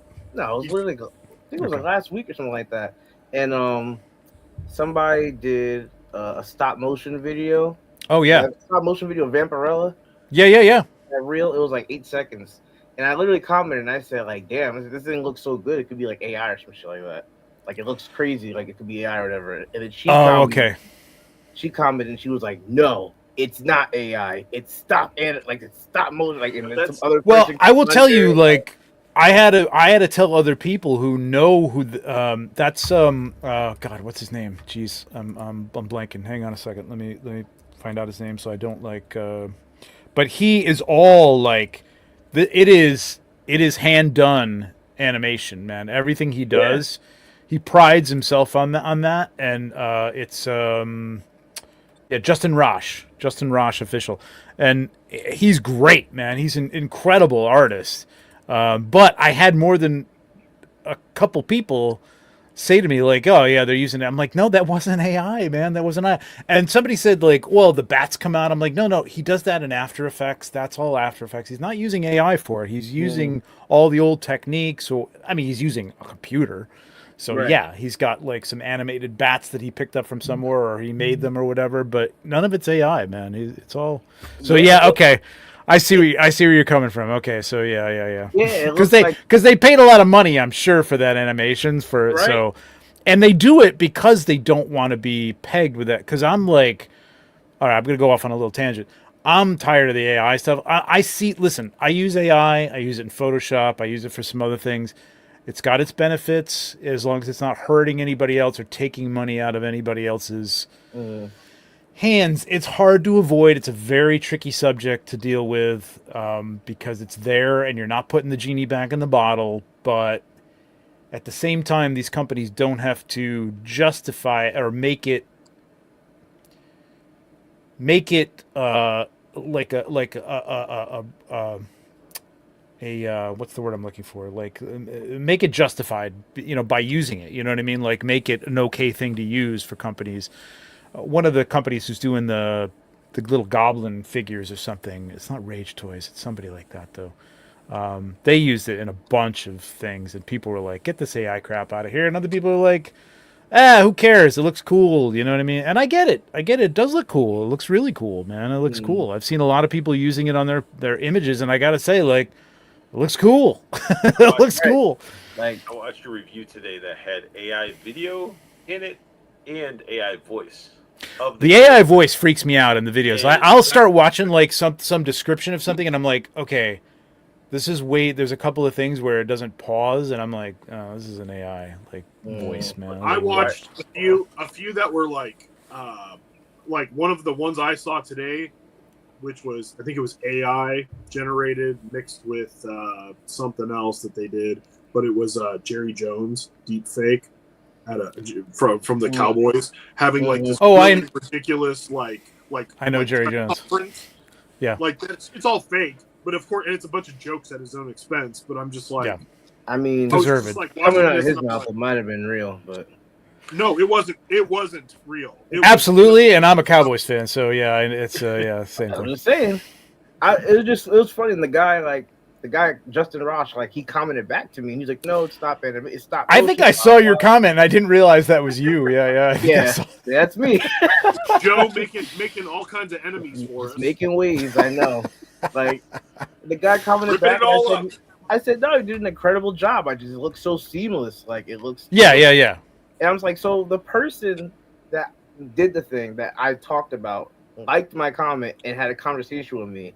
And everybody else was like attacking, like you're an idiot, this and that. And I just started laughing at everybody, like you think I'm gonna argue with you over a 7-second? Well, that's the world we live in now. So like, unfortunately, that's everybody is ready to attack and defend and whatever. I think that's a little nuts because I read your comment and I thought it was fine.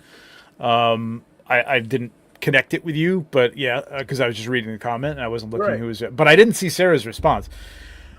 I mean, again, like.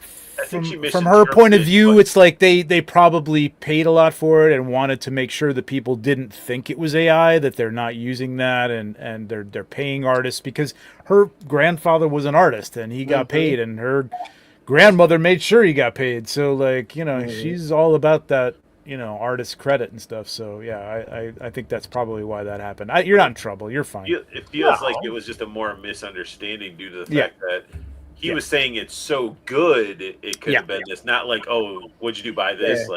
Exactly. I remember I was looking at I think it was 5K. I think it was 5K Twitter, or somebody else did an AI video for their Broly, their not Broly figure. It was either 5K or somebody else did it, but that one was clearly AI. It wasn't stop motion. It looked bad. And people were everybody was commenting this looks terrible. Take it down. Mm-hmm. So that I saw and I was like, yeah, that looks terrible. That you could tell, but this I've seen stop motion before, and it's you can see how it's kind of very articulated and kind of broken up and whatever. But this looked just like you said, the bats came out and they were flying. And he's really very good at the fluid motions, man. He's really good. It looked. I was like, damn, this looks amazing. I just don't want to see AI in reviews. When I saw that, I was just like, why are you trying to make this figure that you're hyping even more crazier because you're adding AI animation to show off a figure? I don't know. It's weird. That's weird, man. That's like when Hot Toys does the promo shots, and they're like they just came out with the Johnny Storm with what's his face, and they had the flames. He comes with flames that go down his arm, but then they had to enhance them with more flames. I'm like, no. I just want to see the figure I'm getting. You know what I mean? Light it. You could light it from behind and make it look really cool, but don't add flames. Right. What are you doing? I don't want to see that. I want to see then what you're I'm buying. Be disappointed. You're like, damn, I got to catch my fire now. Exactly. There's a lot of things with music too, where it's people AIing voices into music, and then it's seeing them live. Or without their permission, they're AIing, their voices, or the actors who are do not AI me into movies, which apparently is a thing now. That's just and I think that's good. That's likeness rights and things like that. And it's you didn't, Just wait until the AI gets a full conscience, and then then what it's going to do to people. Skynet, yeah, right? Skynet.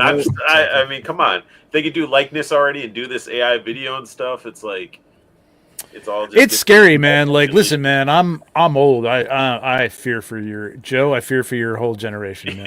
You're not going to know what the fuck is real and what the fuck is not real, man. It's going to be horrible. Back when I was a kid, man, it was just so you didn't have the smartphone stuff. You're forced to go outside and scrape up your knees and bust your arms and stuff because you're jumping your bikes. You're out there catching your figures on fire. Maybe not, Trevor, but it was still that. It was, I don't know. It felt. No, I feel the same way. I was one of those last generations. Days felt longer too. Yeah, you were probably right on the cusp of that, right before you had cell phones and all that stuff. Yeah, I had when I was growing up, I had flip phone.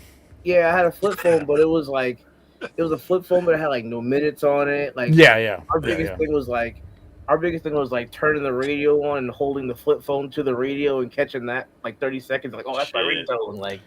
That's not far from where I grew up, man. I had the boom box and the radio next to it, trying to guess that song I want to record. You know what I mean? You hold it down for the cassette tape to record it. Yeah, right.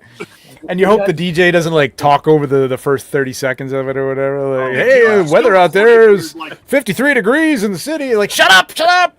Oh man, that's when we had freaking what was it, Hot 97? We had Funkmaster Flex on the radio. That's right. You didn't have playing to explosions for 10 minutes. Though. You're bro, just play the DMX song. Play the DMX I don't need song. a shotgun blast. Yeah, exactly. 30 seconds of explosions, then it switches from DMX over to Jay-Z. That's because DJs thought they were rock stars or something, man. Oh my gosh. You're not. Some cases they almost became rock stars. So. Some of them did, but it was a little overblown too. Same generation. All right, cool, man. All right, nice. Hey, and then Cutthroat keeping us on track. He said, "Trevor, what do you do when take photos of action figures?" So let's just dive into a page that I have up. Sure. Just to show happen people to have it. Well, actually, I guess should I start showing it or should we talk about it? Art plans. Let's talk about it. What do you want to do? Whatever you want to do. I don't know. What got you? I guess that everybody, if you haven't followed Onesix Shooter, you need to go to Instagram right now leave the video or the stream for a little bit. Go follow him right now.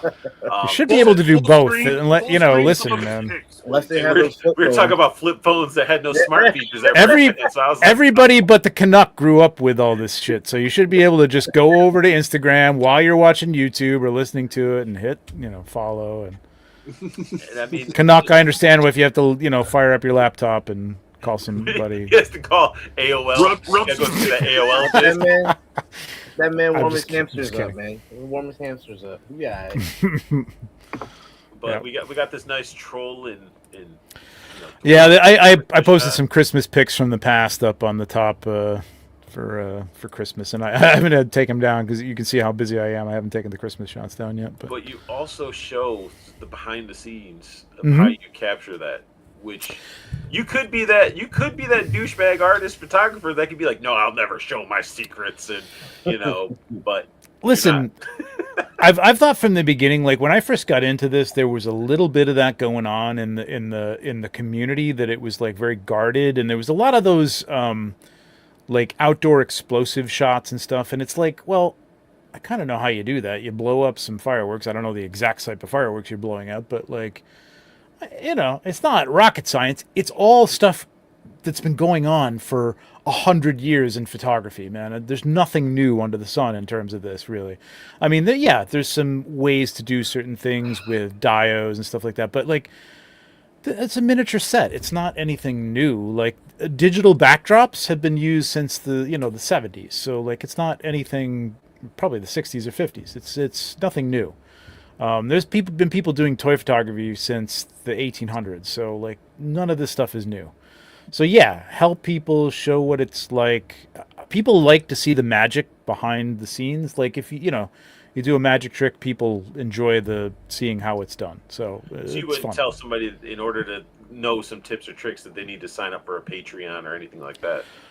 I mean, I have my YouTube channel. Like, yeah, subscribe to my YouTube channel because I've got a lot of videos on there, but I'm not going to make you pay for it, really. I mean, I thought about that in the past, but it's like, there's so much stuff out there, and really, I tell people all the time, like, listen, you can watch videos on photographing people, you know what I mean? Like, those are good techniques that you can use. Like, there's all product photography, portrait photography. It all works into photography. So, like, you could watch anything that has nothing to do with toys and still get some great tips and tricks from that. So, yeah, no. A lot of it's probably trial and error, too. You just got to start doing it and see what comes out. Absolutely. Absolutely. I'm still doing trial and error with things. You know what I mean? There's still things I'm trying. Yeah, like, Yeah, every light setup is like, there's some knowledge there, but like, it's still like, that's not working. I got to move some things around. So, yeah. There's always going to be a feeling of like, well, I'm not giving away the secret sauce. And so there's a little bit of like post editing that I have a little secret sauce that I don't share. I will share editing techniques, but there is some things that make kind of I feel like my look at this point that I don't want to like have everybody emulating. But I mean, anybody can do that. You know what I mean? Like, that's kind of how you create your look. You know what I mean? And a lot more people are doing it, man. Like, there's people coming up, or have come up in the last 2 years. I've been doing this for 8 or 9 years, maybe 10 years. I don't even know.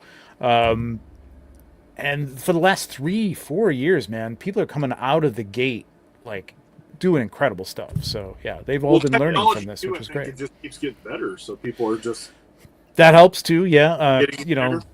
Yep. But I think they're learning. I think they're learning from looking at other people's work. And I think there's a lot of other people, not just me, are sharing how to do things. And I think that those kids or, young adults, whatever, are looking at that stuff and going, okay, I'm going to incorporate that. And instead of like trying to like shine a light on, the front of their figures against the backdrop that is like inches from them, that cast shadows and stuff, they're looking at it and going, oh, backlighting and bouncing light, like off a card. Like, yeah, okay, that's what Onesix Shooter does. That's what, Sergeant Bananas does, whatever. Like, that's what I'm going to do. I'm going to start out like that. And then they're just great out of the gate.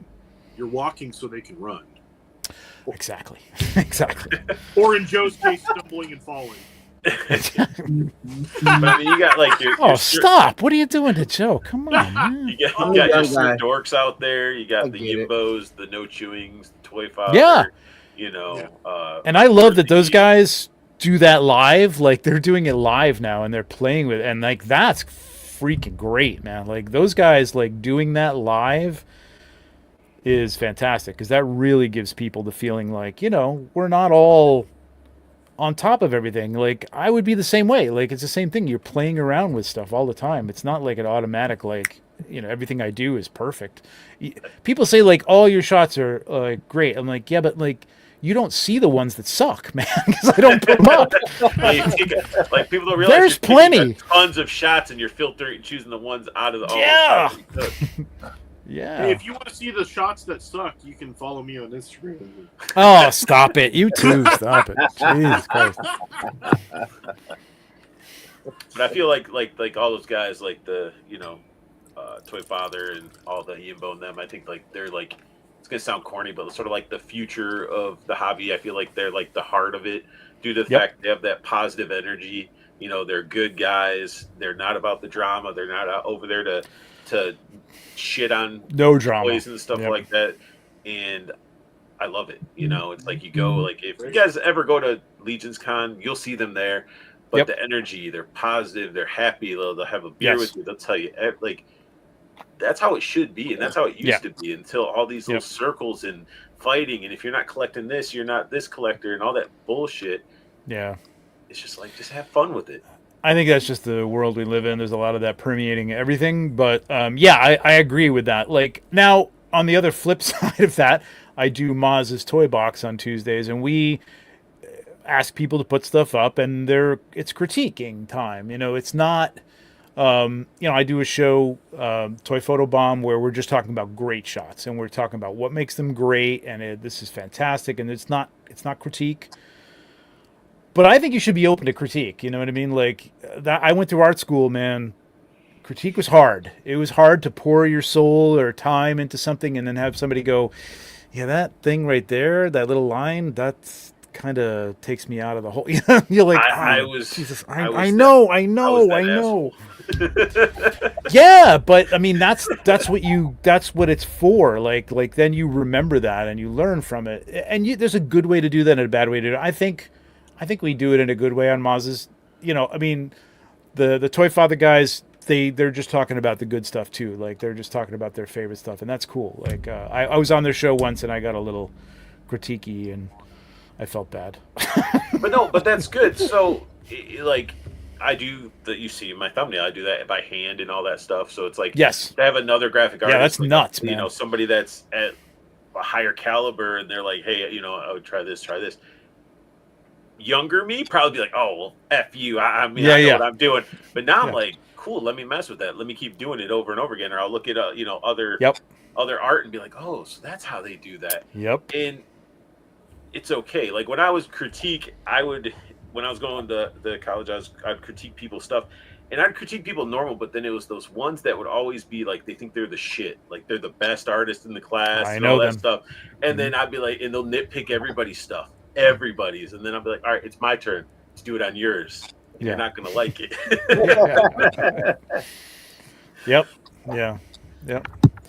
It's good. Like the problem is like when you get to a point, I don't think I'm at that. You're always learning. I'm learning from people who are, you know, like Tom Ivawatu or Ian is in here, you know, Ian Saunders and Jesse and all the guys that I'm on Maz's with. Like I'm learning stuff all the time, man. Like people, that's what I like seeing behind the scenes for, because I'm like, oh, that's interesting. And they put the light over there and he kind of like, that's it. That's cool. I'm only naming a few people. There's tons of stuff, you know, tons of techniques and stuff that I haven't used, Pepper's Ghost and things like that I haven't used really much of. But you're always learning, man. And if you stop learning, I think you just kind of settle into like it gets a little boring. So it's tougher the more you get, I think, a style that people recognize to try and break out of that. Because I remember when I was experimenting in things, and I was kind of having a lot of fun with it. You know what I mean? And like now I feel like, well, I got to do that on my own work, but then people, you fall into like kind of a pattern, and like I really want to like try to break out of it this year and do some different stuff, because you can get a little bored of your own work. That's what I guess I'm getting at. Yeah, not stagnant. It's still good, but it's like I want to break it. You know, I see what other people are doing, and like I want to try that a little bit. You know, I want to try incorporating that a little bit of that. So, what dio is this? This is I say right in the video that I can't remember the guy who did it. I feel bad because he's in the Diorama Facebook page, and I just saw this, and I'm like, "Are you selling this?"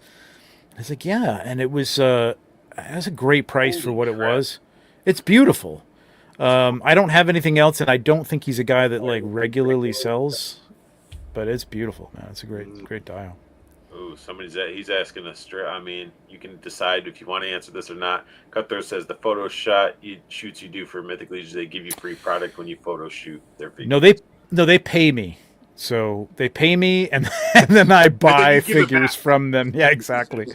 Listen, I get a little discount on them, but I still pay for them. Like I mean, you can work that out. This is what it comes down to, like when you're doing this professionally. And I would suggest anybody who, if a company approaches you, you can do what you want, but make sure that the free product that you're getting is worth your time. You know what I mean? Because I was doing that at first. You know, at first it was like, oh, they're gonna give me free toys.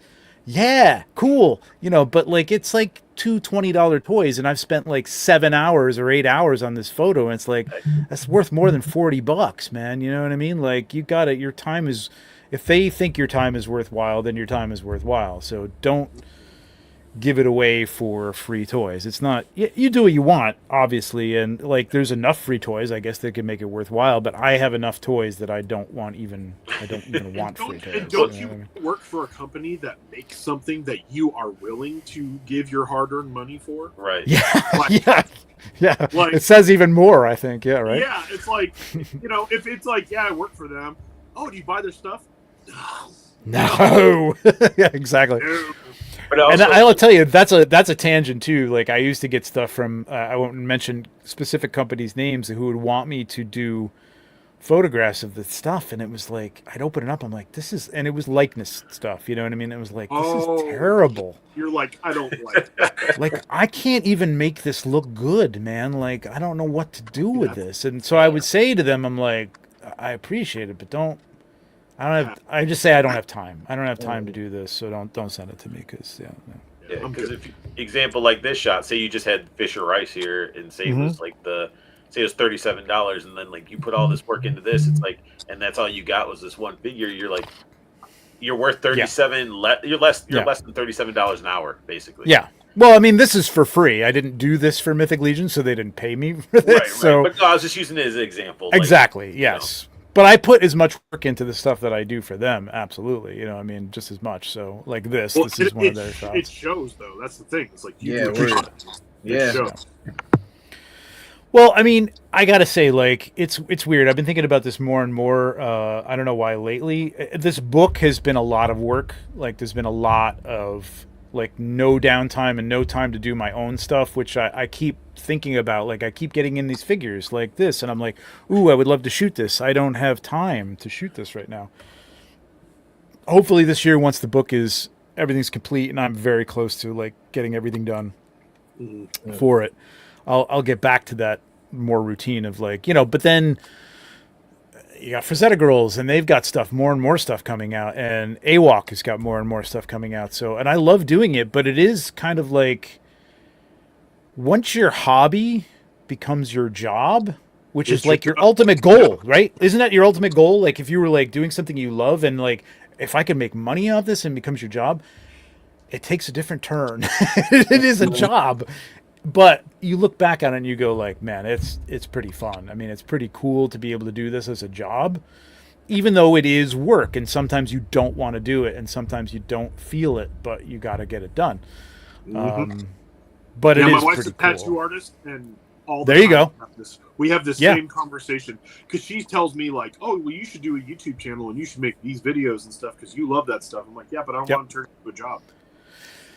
The YouTube is a job too. YouTube is a job, man. Yeah. I gotta tell you, like, start going into YouTube. I thought, I'll just do this, some lives and stuff. But it is a job, man. I got nothing but respect for the guy above me and the guy below me. These two are doing their YouTube thing, and I'm like, reviews, man.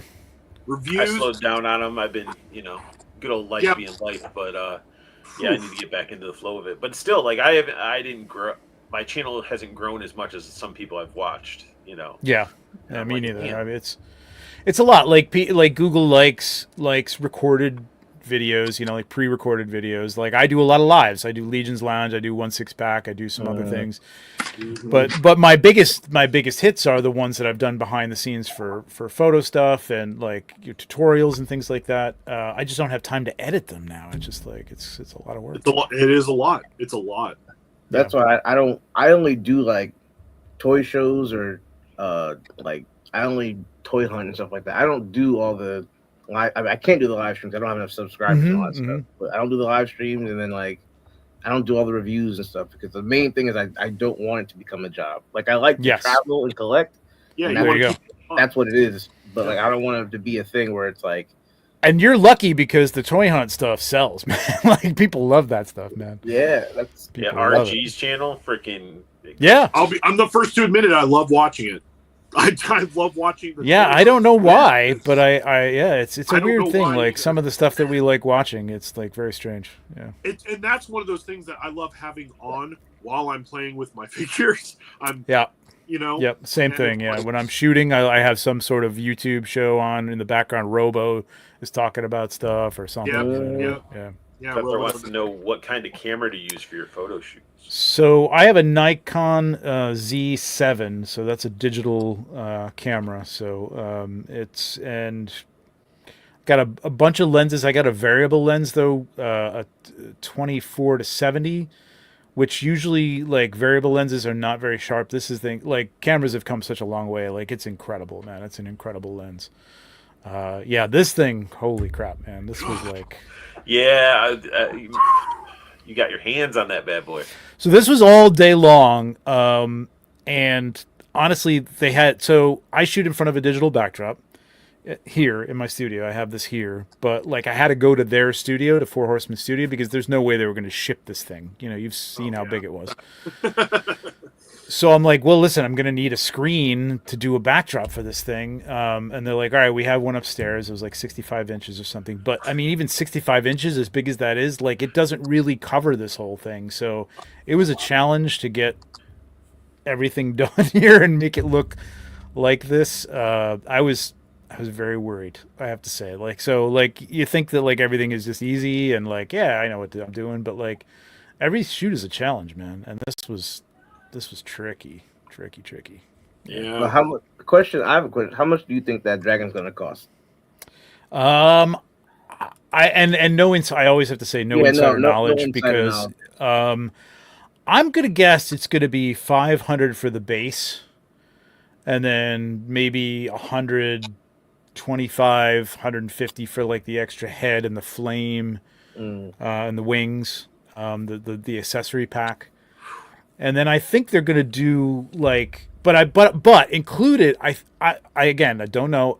I think included in that is going to be stretch goals. Like if they sell enough, you'll get like, they had charred skeletons and things. I think you'll get something like that. I don't know if it's going to be the charred skeletons, but a lot of people said they like those.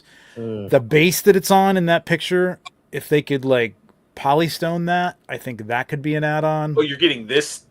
Oh, no. I'm not saying you are. I'm saying it could be a stretch goal. This is pie in the sky stuff. Don't fucking quote me, Art.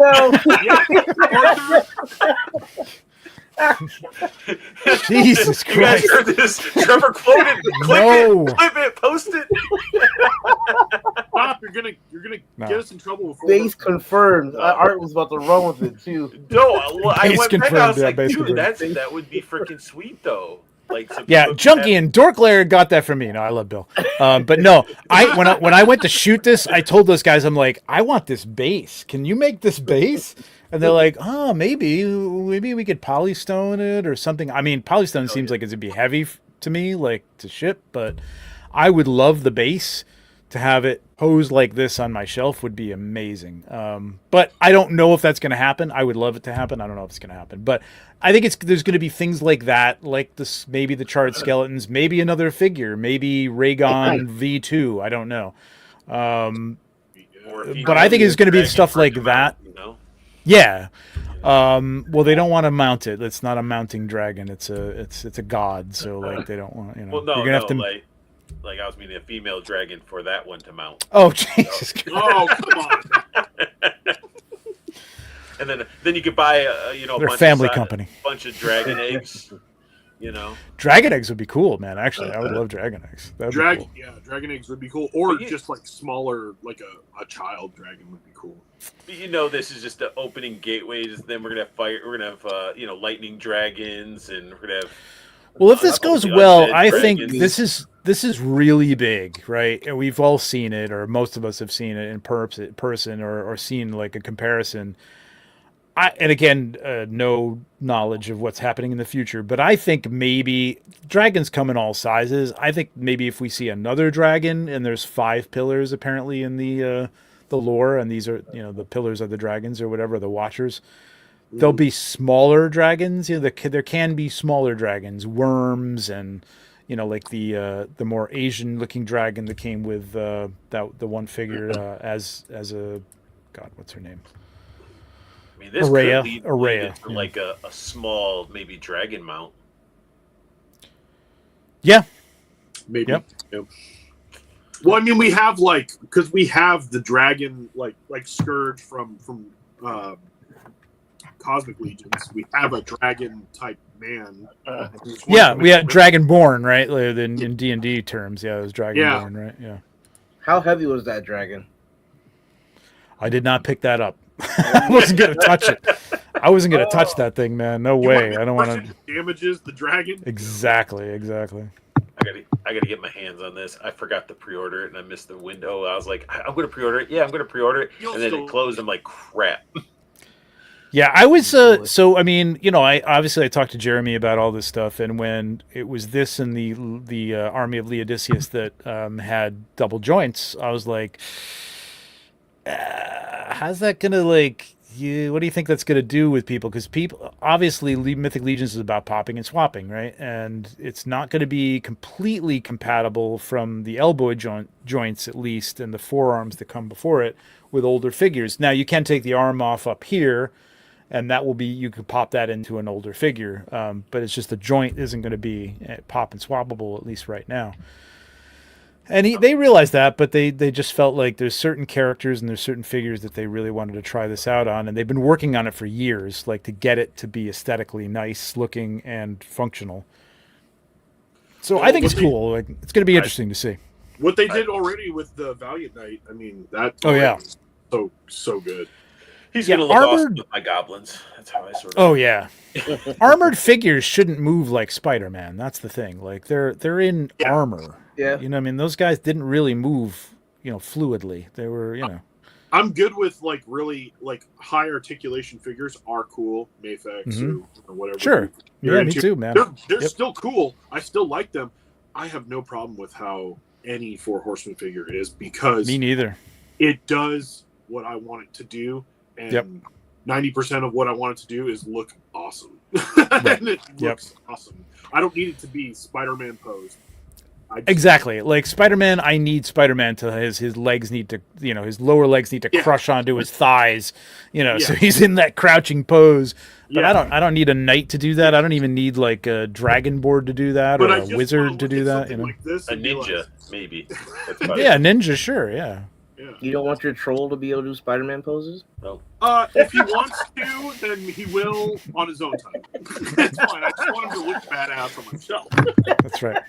If they could do a Spider-Man pose, we were in real trouble. Just saying. I could see the trolls being upgraded at some point. Again, I'm not talking from any insider knowledge, but I could see those becoming something more jointed eventually down the line, because that is one thing I have an issue. I love them. They look great on the shelf. Mm-hmm. They're not very much.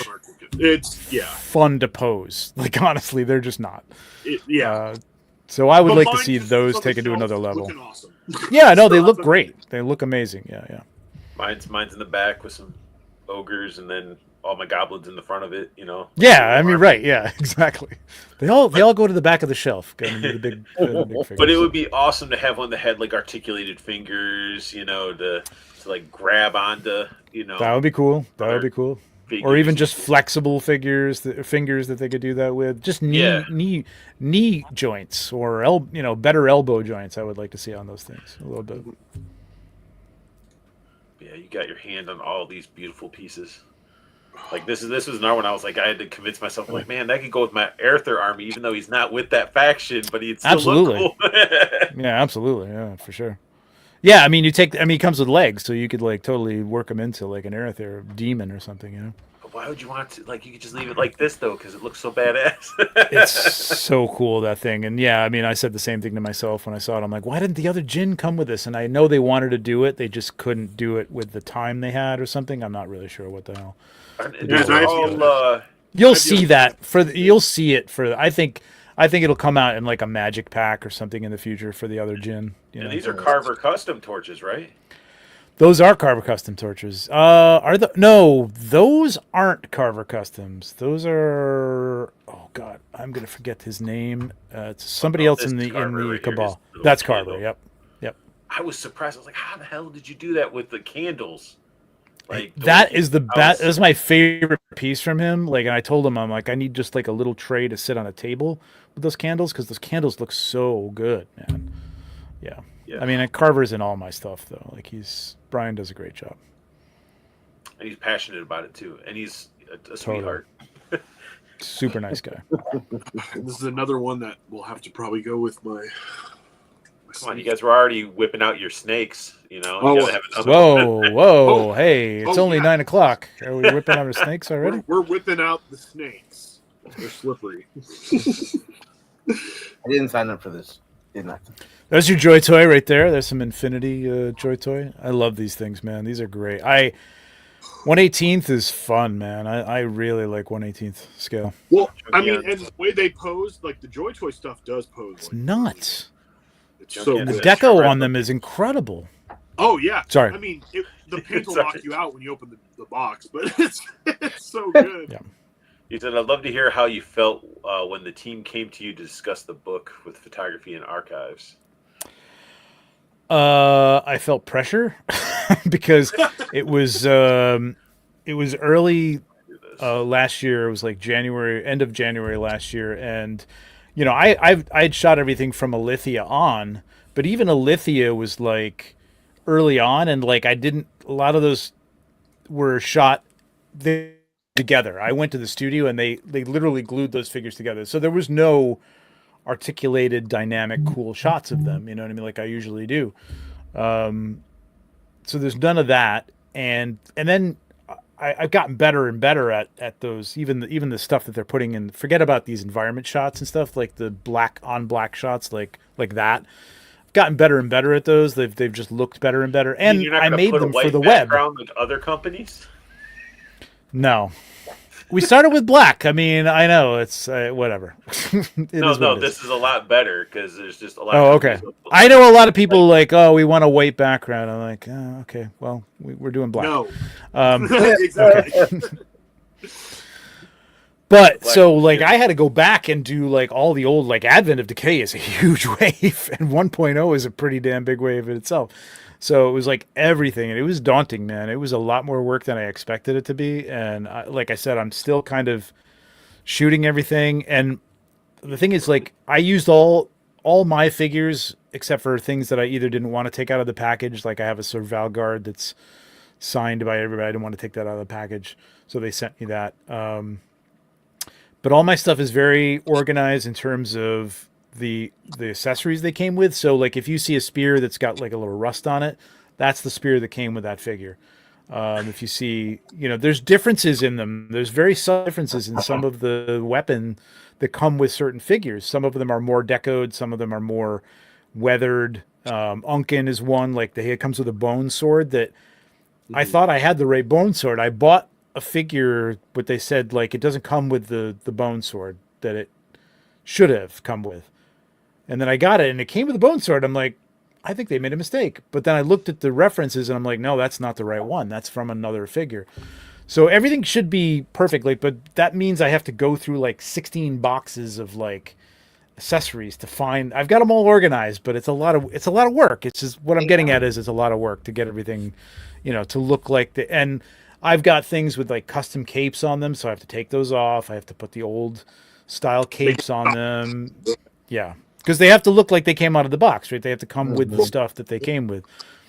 So yeah, it was a lot of work, man. It was a lot of work, and it's still not done because things have to be edited for the book and like color corrected and things like that. And this is given like it has all the character bios with the photos. Is that what they're doing? Jeremy's writing all the character bios.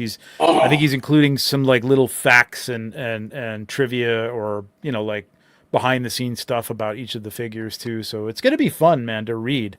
Not just to look at the pictures. It's going to be fun. Doesn't want to take the time to go online and click around and stuff, and you want it in a nice book, hardcover, awesome photos, all the lore, so you can learn more about the Mythic Legion's world, store horseman. Yeah, there's going to be some behind the scenes stories. I'm going to write an article. I know Nate Barch is going to write an article about doing the work for the packaging stuff. It's going to be a good read, man. It's going to be a really fun book to have.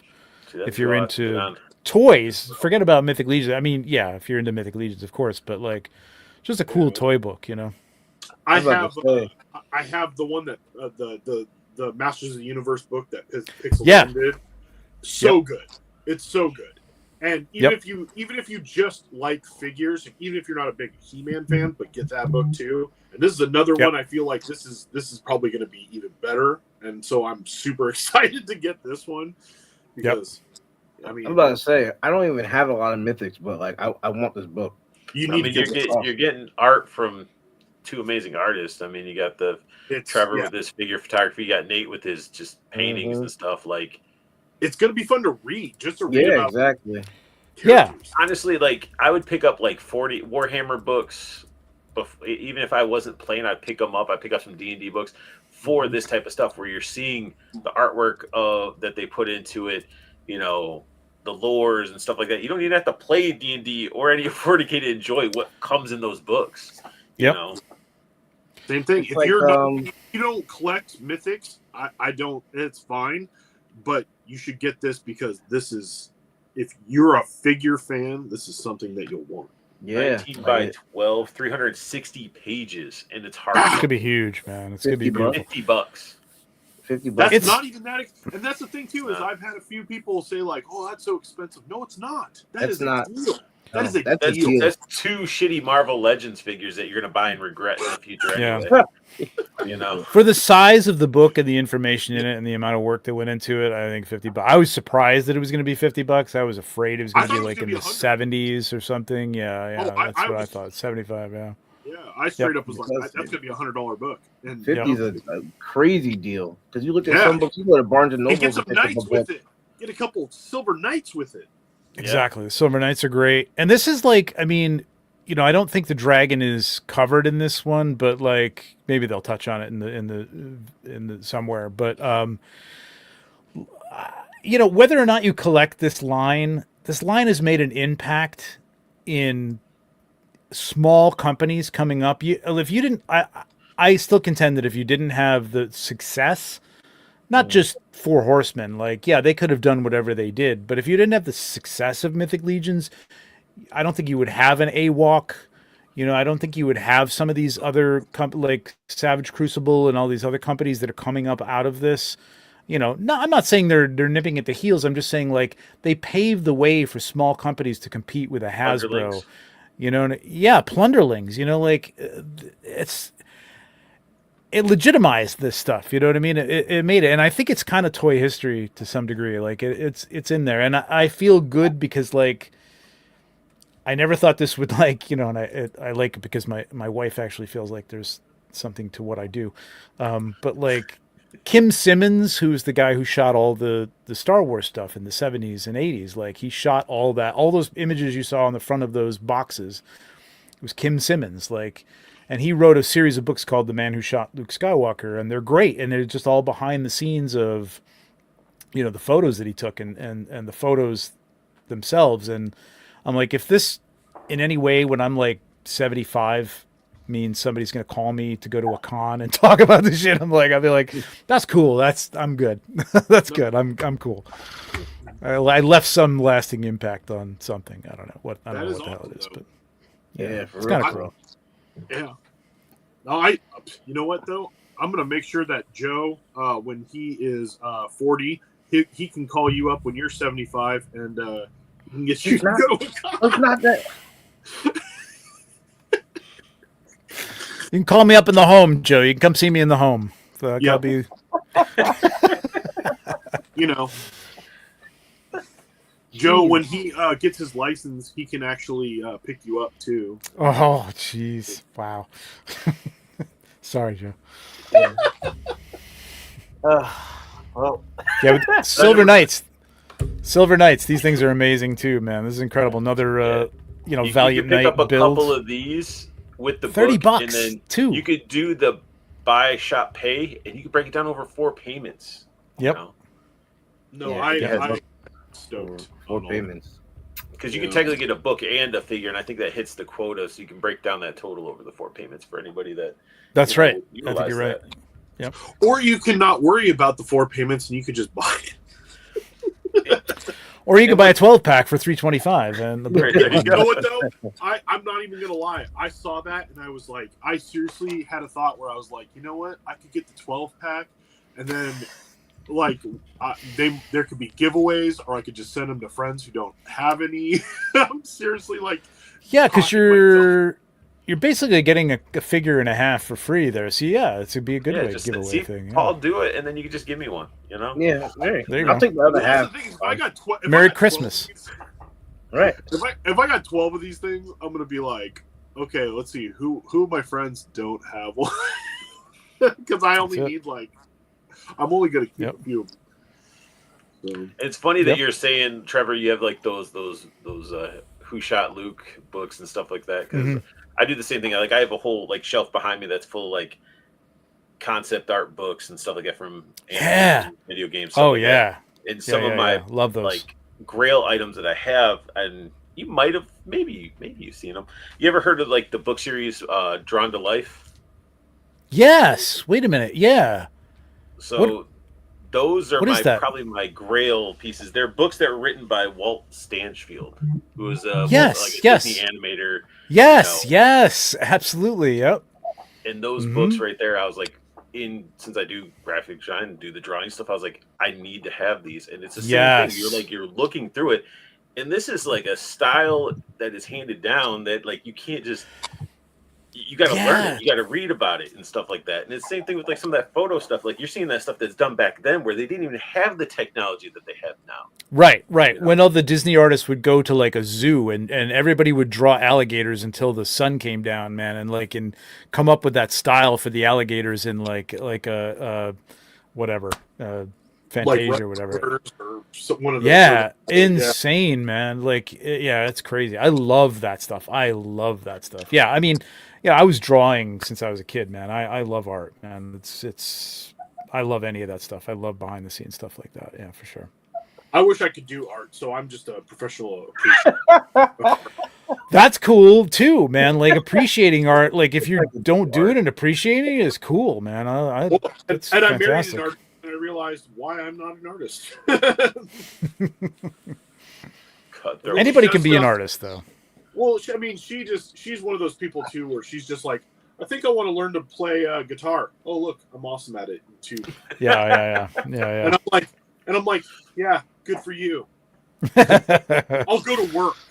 You never played an instrument before? I played trumpet and I sucked. So it was like, I'm not musically. Art-wise, I'm really not good with it. It's just not my thing, and I think my brain's too. I played saxophone for 10 years, so yeah, I'm trying to buy. That's cool. I'm trying to buy one. Dude, saxophone is the best, man. Saxophone is sorely missing from music these days, man. I love saxophone. I played trumpet for 2 years, and I loved it. Yeah, but it just didn't stick with it, and wasn't in the cards. But I sucked. Every Every album in the '80s, man, had some saxophone on it somewhere. It was the best. Yeah. Oh, yeah. So I listen to nothing but like jazz music and stuff like that. Oh, cool. It's Nice. all heavily influenced. So I listened to a lot of that. But like I played it for 10 years and I'm trying to buy another one just to get back into. Don't give it up, man. Yeah, keep at that because that's just like a cool thing to do, whether you make money from it or not. That's just like, awesome. You'll That's cool. appreciate Brass it. instruments. When you get older, when you start being a big boy, you'll like it so much more that you actually. At some point, this has to stop. At some point. I'm kind of with you now, Joe. Like, it's gone too far. Yeah, I'm seeing it like it will never go too far. We'll stick with Joe. I'm being attacked from both sides. You cutthroats being all Listen, professional. being attacked for being young isn't a bad thing. Like, it's not. No. It's not as bad as being attacked for being old. So No, I know. enjoy it while it's there. You know. What got you into doing action figure photography? That's interesting. So I bought some. I was, I used to collect toys, then I kind of stopped. Like we all kind of do. We have that period of time where it's like, oh, girls or whatever, and jobs and things like that. And I have no money to buy toys. And then I bought a couple of Hot Toys, like Han and Chewbacca, I think.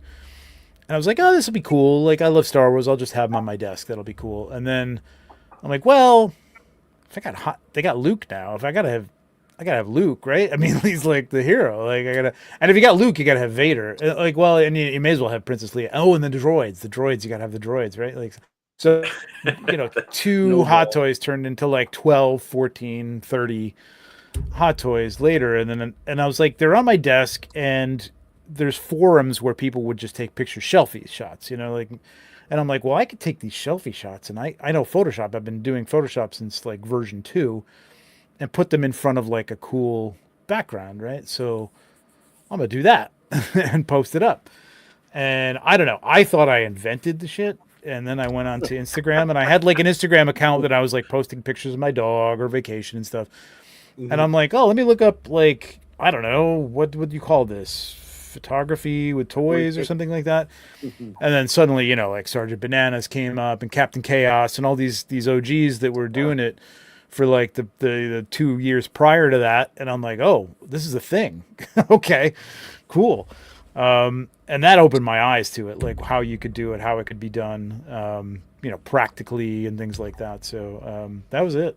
Like I was hooked, man. And it was fun. Like the whole reason to collect toys was to take pictures and stuff. Yeah, it was great. It was cool. I think a lot of us have that though. Like where you're like, oh yeah, this is my thing. I came up with this thing, or I think this. Totally.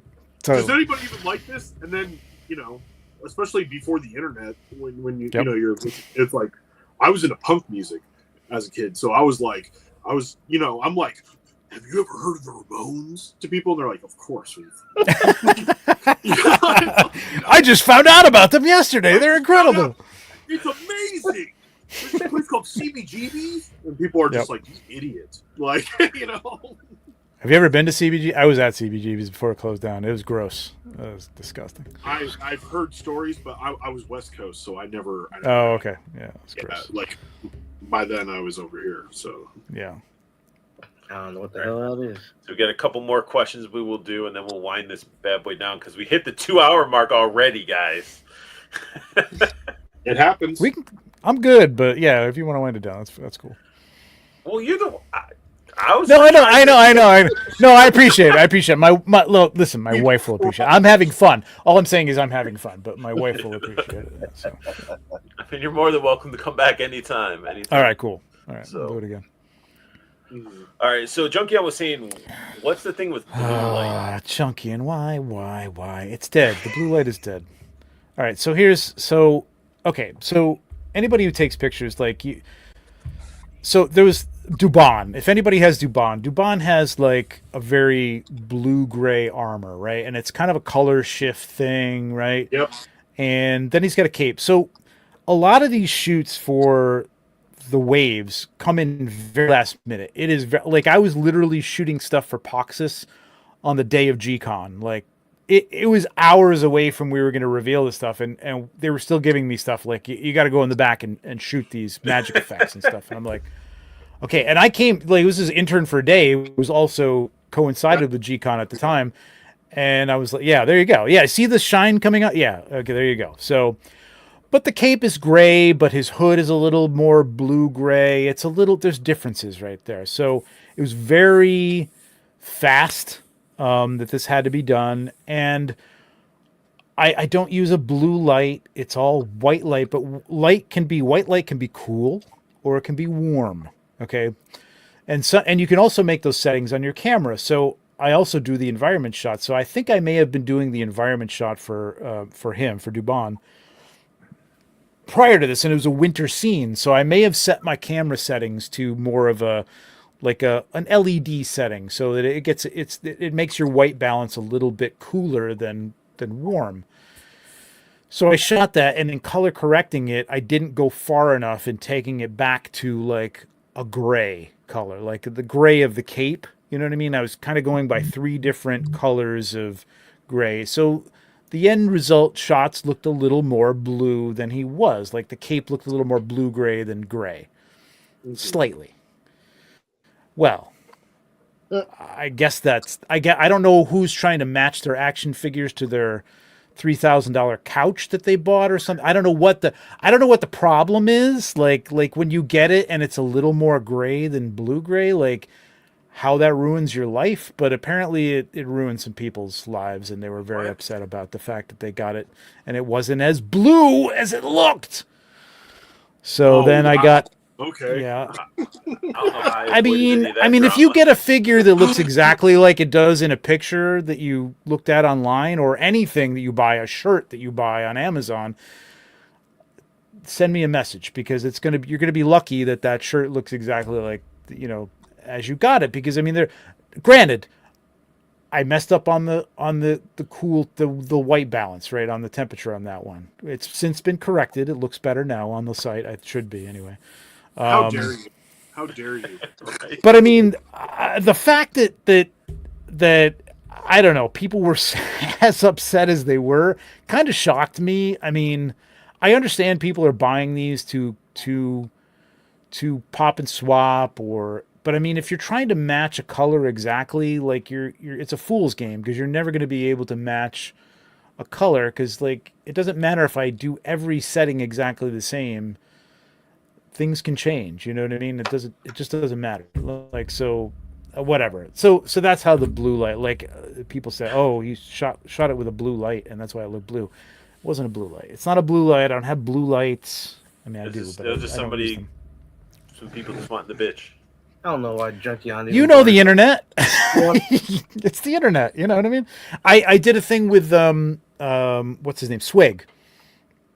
So the Swig image, that was the environment image, the cool looking sexy image, he was holding a bottle in his hand, right? Like, because he's an alchemist, and like he came with a weapon or something, but I'm like, oh, I'll put like a exactly and oh my god, before, Horseman, like, how did you name a guy Swig and not give him any potions? Well, I'm saying, but they didn't, and I'm like, okay, like I'm just gonna put it in his hand because I think it'll be a fun shot. Well, the first question out of everybody's mouth was, does he come with a bottle? And I'm like, and they're like, no, he doesn't come with a bottle. Well, you showed the bottle. You show he comes with a bottle. I'm like, you can get the bottle for 35 cents at Marshall's or Joann's or any of these, it's the internet, man. It's nuts. So like, whatever. So, I mean, I learned a lesson there. I learned that, I have to take a little more time with the white balance, which I usually do. That was one mistake. And I have to not put any kind of product in the hands of the figure that it doesn't come with. So, or else somebody will jump out at you and yell blue light. Yeah, and so it's stuck. And like, listen, I play into it. I have fun with it. Like I'm cool with it. I'm not being like a dick about it. It's fine. It's funny. I'm a little tired of it now. I think it could die, but hey, listen, we can kick Junkie on out if you want us to for bringing it up. No, not at all, not at all. He watches Purple Gang Gang, and Purple Gang Gang is they're perpetrators of this. Like, well, it was the first and last time it will be mentioned on this channel. So yeah, thank you. I appreciate it. I appreciate it. Anybody that there he is. There's Swig with the bottle. God forbid he didn't come with the bottle. Yeah. People said that was blue. Well, it was the. I don't know if there's any more shots in there, but it was the turn shot on black shot that he looked blue. But this one was another one because I took his feet actually come off of the bird, like they do come off, right? You can pull them off. I don't know if they're glued in there or not, but when I got the prototype, they weren't. They were just kind of stuck in there. So I took them off and like, does the feet? Does he come with a separate body? No. Breaks his bird. Yeah, well, that's the other Trevor thing. Like, breaks, it causes Paul. Right. Break his finger. Oh, Yeah, look like the feet. I was looking at it and I'm like, do I try to take the feet off? I'm not. I'm not doing it. But it's, if you heat it up, they will come off. They'll come off easily. Well, don't be like me, Paul. Don't break your finger on the live stream, Paul. When you see this, though, let's be honest, Trevor. If I ruin it, I'm not blaming it on you. I know. Thank you. When you see this bottle and you look at it, it doesn't look like something that the Four Horsemen would have made in the first place. So anybody jump in to assume that it. Yeah, I guess I kind of felt like I had seen them so much, like every Halloween, like in Marshall or not Marshall, but Michael's or Joanne's or something. They have these things like in these little. Yeah. So I thought it was kind of like hey, this will be fun, but man, you don't do that. Like Listen, I've been doing product photography. I know you don't put somebody else's product like I can't put a NECA figure in the back or anything. And they even like with the like a potion accessory. yeah, even with the Christmas Carol figures, like they didn't want me to use like even the back of the head of even a Mythic Legion, like to pretend it was Scrooge or something. Like they didn't want that. They don't want something that doesn't exist. Jumping out and being like, oh, there's a tease, type of thing. Yeah, well, Hot Toys does that with they show us the back of the ESB hand, and they never give us ESB hand. So I get it, but this I didn't think about it, and I know now. But then it led into never gonna happen again. It led into a really cool accessory kit that everybody picked up anyway. That had a bunch. Yeah, that had jars, right? Exactly. Yeah, exactly. Yeah. But man. People just... And I told everybody in the thread on the Cabal where to get these things. You can get a set of 5 of them for $2, and you can have as many jars as you want. You guys hear Put that? the pitchforks down. You can join the Cabal and you can be in the know for some of this shit, Yep. But yeah, I love all the goblins. I just wish their ankles were stronger. Like all goblins have those weak ankles. It feels unless they're on the bodies. I think you'll like the new Goblin set. I think those have gotten a little bit better. I don't know. I don't know say if the that, ankles. But guess who's the one that didn't have money to pre-order those sets? You can get them afterwards. You can get them Jeremy was saying how they're going to be limited and all this stuff. I'm like, great. I'm hoping I can get. All right, well, hit me up. I should have some extra ones if you want one. I need to get a 2-pack or 2-packs so I can have all 4 built. Oh. So I will. But if I can only manage one, I'll be grateful for one. But Swig definitely has the strongest ankles of all of them that I do have. Though. Yeah, he's pretty good. Swig's pretty good. Swig's actually my favorite, probably of all the goblins. I love Swig. Snag. I don't have Snag, and I don't Swigs. I don't. Yeah. That 1,000 Swigs at Legion's Con was incredible, man. That was a great thing. But I just love the goblins. It's just I'm glad that when Lord of the Rings came out, they had their goblins and stuff like that when the movie, and they did it, and they're like, okay, they're, and then World of Warcraft announced goblins in World of Warcraft. I'm like, those are goblins. And then once I saw Mythic Legions was doing goblins that look like goblins, I was like, okay. And then Warhammer has their goblins that look like goblins. It was just I was all in. I was like, goblins. Yep. And I jumped in during Advent DK, so I was able to get King Noglin and all them stuff, all of them. So I just been this giant goblin horde, and then that led me into Aether and demons, and that's exactly what I think about. It's horrible. What I think about you. I got Poxus, and you say goblin whore? What? Yeah. Went down the rabbit hole, man. Goodness. Goodness. But Mythics are too damn fun. Too damn fun. Oh man, for sure. And everybody that's still tuning in or jumping in last minute for the replay, make sure you go show some love to Onesix Shooter on Instagram. Oh, look at it. This is all his Instagram. You can see tons of his figure photography and artwork and YouTube. Hit me up on YouTube too, man. Because there's some, Legions Lounge. If you're into Legions or 1/6, I have a 1/6 pack show. I have a toy photography show, and I've got a bunch of tutorials on there. So if you want to learn a little more about. Subscribe to his shooting. YouTube as well. I will have the links in the description below so you guys can easily find it. And also make sure you guys pick up that book. You can never have too many art books or coffee table books. You know, it's awesome. Yeah. You may not have, Pinocchio in it. You can go to his Instagram, check that out. But you need some Mythic Legions artwork and figure photography for that coffee table. And Cutthroat, I have not done Veliverse, but my friend Sean, Visual Approach Photo, is doing Veliverse shots, and he's amazing. So follow visual_approach_photo because he's incredible too. I think I follow you on Instagram already, but I didn't know you had a YouTube, so I have to subscribe to you on there too. Cool, man. I think I've watched your YouTube, so I think YouTube. I'm like on YouTube like all the goddamn day. Mm-hmm. It's ridiculous. Same. Yeah, just wait until see what YouTube's going to happen once TikTok's gone. Everybody's going to flood to the YouTubes. Probably all the reels on YouTube. I mean, yeah, they haven't been doing it already. I mean, oh yeah, I have like 50 shorts already scheduled to go up.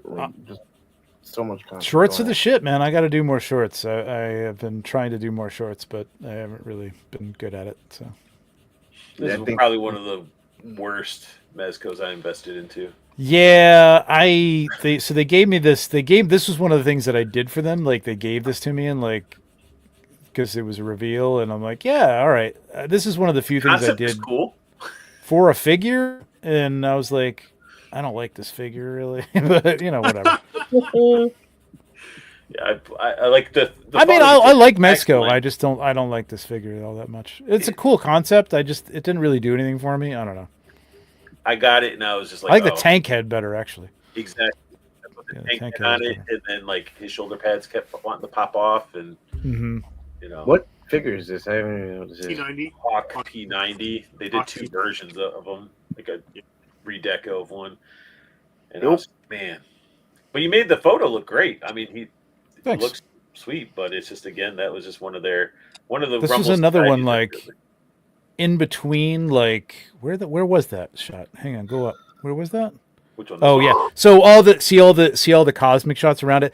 That was in the middle of shooting the very first cosmic wave, which was like resin and fiddly as hell, and like a real pain in the ass to shoot.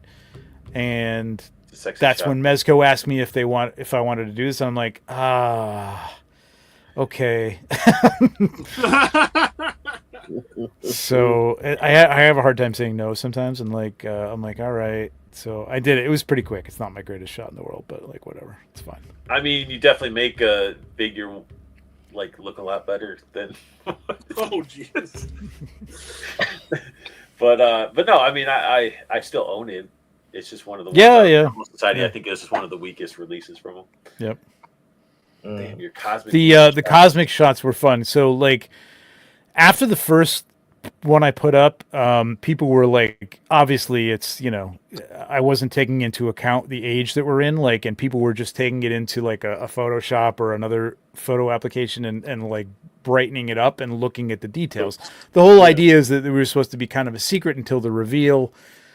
So everything after this one, I think, if you take the image and you lighten it up in Photoshop, there's words across the dark areas that say no peeking or something like that, or don't look. Okay. And I hid those in there. Like it was a lot of work to put them in Photoshop, but I'm like, I'm not going to let these MFers like ruin this, man. That's cool though. That's dope. It was fun. Yeah, it was fun. People gotta ruin everything. God damn. I know. It's just like, have some fun, man. Come on. Yeah. Be surprised. There's gotta be someone who's gotta shout out the ending. Yeah. That's the one they pulled a random box of this guy out. And I was just like, yeah, Eagleist shows up every once in a while. Yeah. America. America wins. That's a good shot. Made for such a freaking fun figure too. It is like it's just something like I don't know about the Rumble Society. I just don't. It doesn't grab me like Gomez doesn't. This guy did. I liked him, and like I said, I like Doc Knock. Like I have. Yeah, I just don't think about like putting other heads on them. Like I just because the bodies are great, like some really good outfits and stuff for them. But like yeah, this just hit me in terms of like I think I was watching the Banksy documentary or something like that. So Dude, that stuff is insane with his work. Like somebody sees that stuff on a building, they'll be like punching people and shoving them out of the way, chainsawing it, trying to yeah, cut exactly. the damn thing off. Yeah. It's nuts, man. I mean, I'd probably do the same thing though if I Oh saw yeah, it. I'd be like, it's mine. But you don't own this building. Yeah. I don't give a shit. Start peeing on it or something, you know what I mean? Right. Like so they can't. You want it now? I just peed on it. He did that one that was gonna cut itself into pieces, and then it malfunctioned, and then it sold for even more than what it was. That's right. Sell for. I was like, that's right. Crazy. That's right. Yeah, there we go. That's my. Air oh yeah. Mm-hmm. Hell yeah. Yeah, this is a great figure. He's a little loose now. I got to tighten mine up, but he's cool. I've never had any problems with mine, luckily. No. I think when you put him on the horse and move him around a lot, it gets a little fiddly, but maybe yeah. Probably all the smoke I'm blowing onto him here didn't help either. But has a little paint defect on mine underneath his mask, so I'm like, damn. I remember reaching out to them, and they're like, "Oh, it's just this paint that you need," and I'm like, "Man, I ain't gonna go and look up this number and go track down this paint." I never. I'm like not that. I rarely pay. I mean, maybe with the 1/6 stuff a little bit more, but I rarely pay attention to that stuff. People are like, I see there's a little mark here, but I'm like, oh my god, stop. I don't know. I get it. I totally get it, especially if you spend a lot of money on it. I get it, but like, I mean, it wasn't. I still have it in my collection. I have his mask on it. It ain't even that. Yeah, yeah. So it's just like once I saw it, I was like, "Oh, what do I do about this?" And then no, there's some of them that are really annoying that are in there. I mean, I guess I think like because I'm photographing them, I'll just Photoshop it out. But I'm like, well, really, I really shouldn't deal with that because I did pay for this. I don't know. Yeah, as long as it's not broken, I mean, I'm good. Yep. And Arthur was, just so awesome. That was my gateway into the horses and stuff like that. And then, I'm like, I'm good. This is the only one I need. And next thing you know, I need to get Poxus because it's sweet because you can have, like, he has an undead horse. And you need all four. You need all four. Well, that was the wave. So I went to G-Con. They invited me to G-Con, and that's when Jeremy went there too. Well, he had been to one of the interns for days before that, but like we both went to G-Con. I brought a couple of images that I printed out for them, and that's when we started talking. Like that's when I told them. I kind of boldly told them, I'm like, your photography on your site isn't that good. They're like, we know. Would you like to do it? I'm like, yes, I would. You're like, please. That's awesome. Because there's other companies that could definitely use somebody to do that. And yes, there's a lot of companies. Yeah. And like they just don't. McFarlane, or they just. McFarlane. McFarlane does some good stuff. Sometimes they have some good stuff.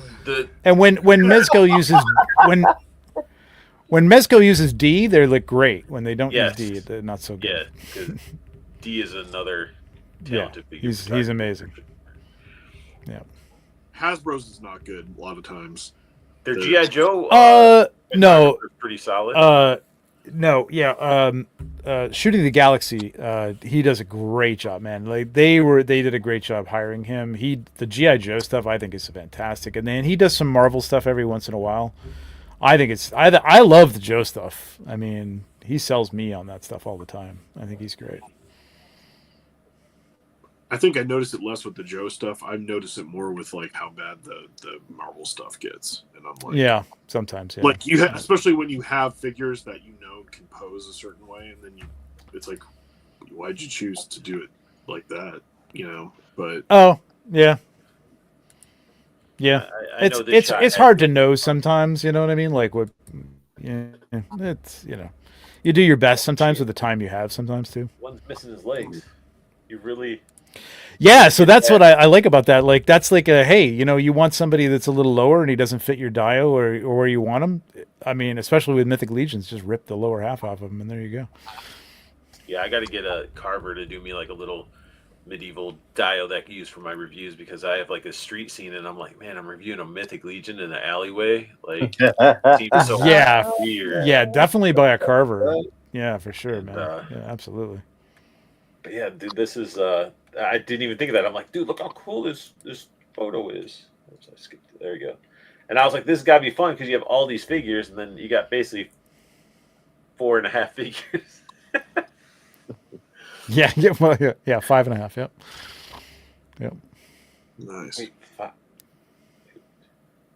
There's one if you go down in the feed a little bit. Yeah, they're all mythic except for Conan. Yeah, Conan's no, I the was saying nice because color. there's like there's the 4 and then the half, but Mhm. there's the 3 and then the half. Yeah, well, 3.5 orcs. Yeah. Did you splice in the 5th one? No, Am I the blind? 5th Am I one I not was caught. counting? Oh, he's behind him. He's back there. Oh. There's 5 figures altogether. Yeah. If you look at it, it's 1, 2, 3, 4. I know it's a little bit of an illusion. Yeah, there's 5 of them. In there. Damn, Art, what's wrong with you? I don't know. I was just saying. My main thing when I saw this was this had to have been fun because I thought they were all full figures, and it would have been cool to bust them all out and just set up that battle scene with Conan. You know, Conan's great. If you Yeah. go down a little bit, I think down. Wait a minute. Where am I? this freaking Magneto. Hang on, really quick. Yeah.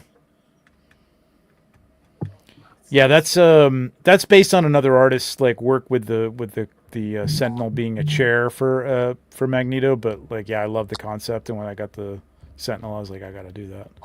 It's not an exact rip, but it's like the concept is his. I think I shouted him out. Sort of. It's like the Akira bike slide. Everybody takes that and puts it in. Oh yeah. Yeah. If you go down a little further, there's a Darth Vader one that's like one of my favorite things. So I wanted to do this for that one right there in the middle there. This one? Yep. So this is the actual, it's right there. It's a life-size Ralph McQuarrie Vader head that is a very limited edition thing. And it's, I finally bit the bullet and bought it because I love Ralph McQuarrie and I have kind of a Vader collection. So I built the whole body. Yeah, the video shows that I built the whole. I made the Luke Skywalker. A friend of mine made the Chewbacca head sculpt there for a 3 3/4 Chewbacca. I spray painted all these parts. Built this whole aperture for the body. This was like a labor of love, man. I wanted to do this shot forever. So this is the cover of like the original Star Wars novel. Just drawn by Ralph McQuarrie. And this came out. I'm super happy with the way it came out. Basically, I made that little piece of stone, and these are 3 3/4 figures with a 6-inch figure in front. Because if you see the end, he's like supposed to be. It's a forced perspective thing. He's kind of in front of them. He's in the foreground, they're in the background. Right. Yeah. And it works out, and it just looked. It looks great. It was worth every penny I paid for that helmet, man. I got to see original Ralph McQuarrie artwork that they had at the Damn. in Then that's Seattle. the original, yeah. Yeah, I saw the original like concepts, a bunch of the stuff that he had done. I And love it. I love. it's so awesome. It was a great thing to see.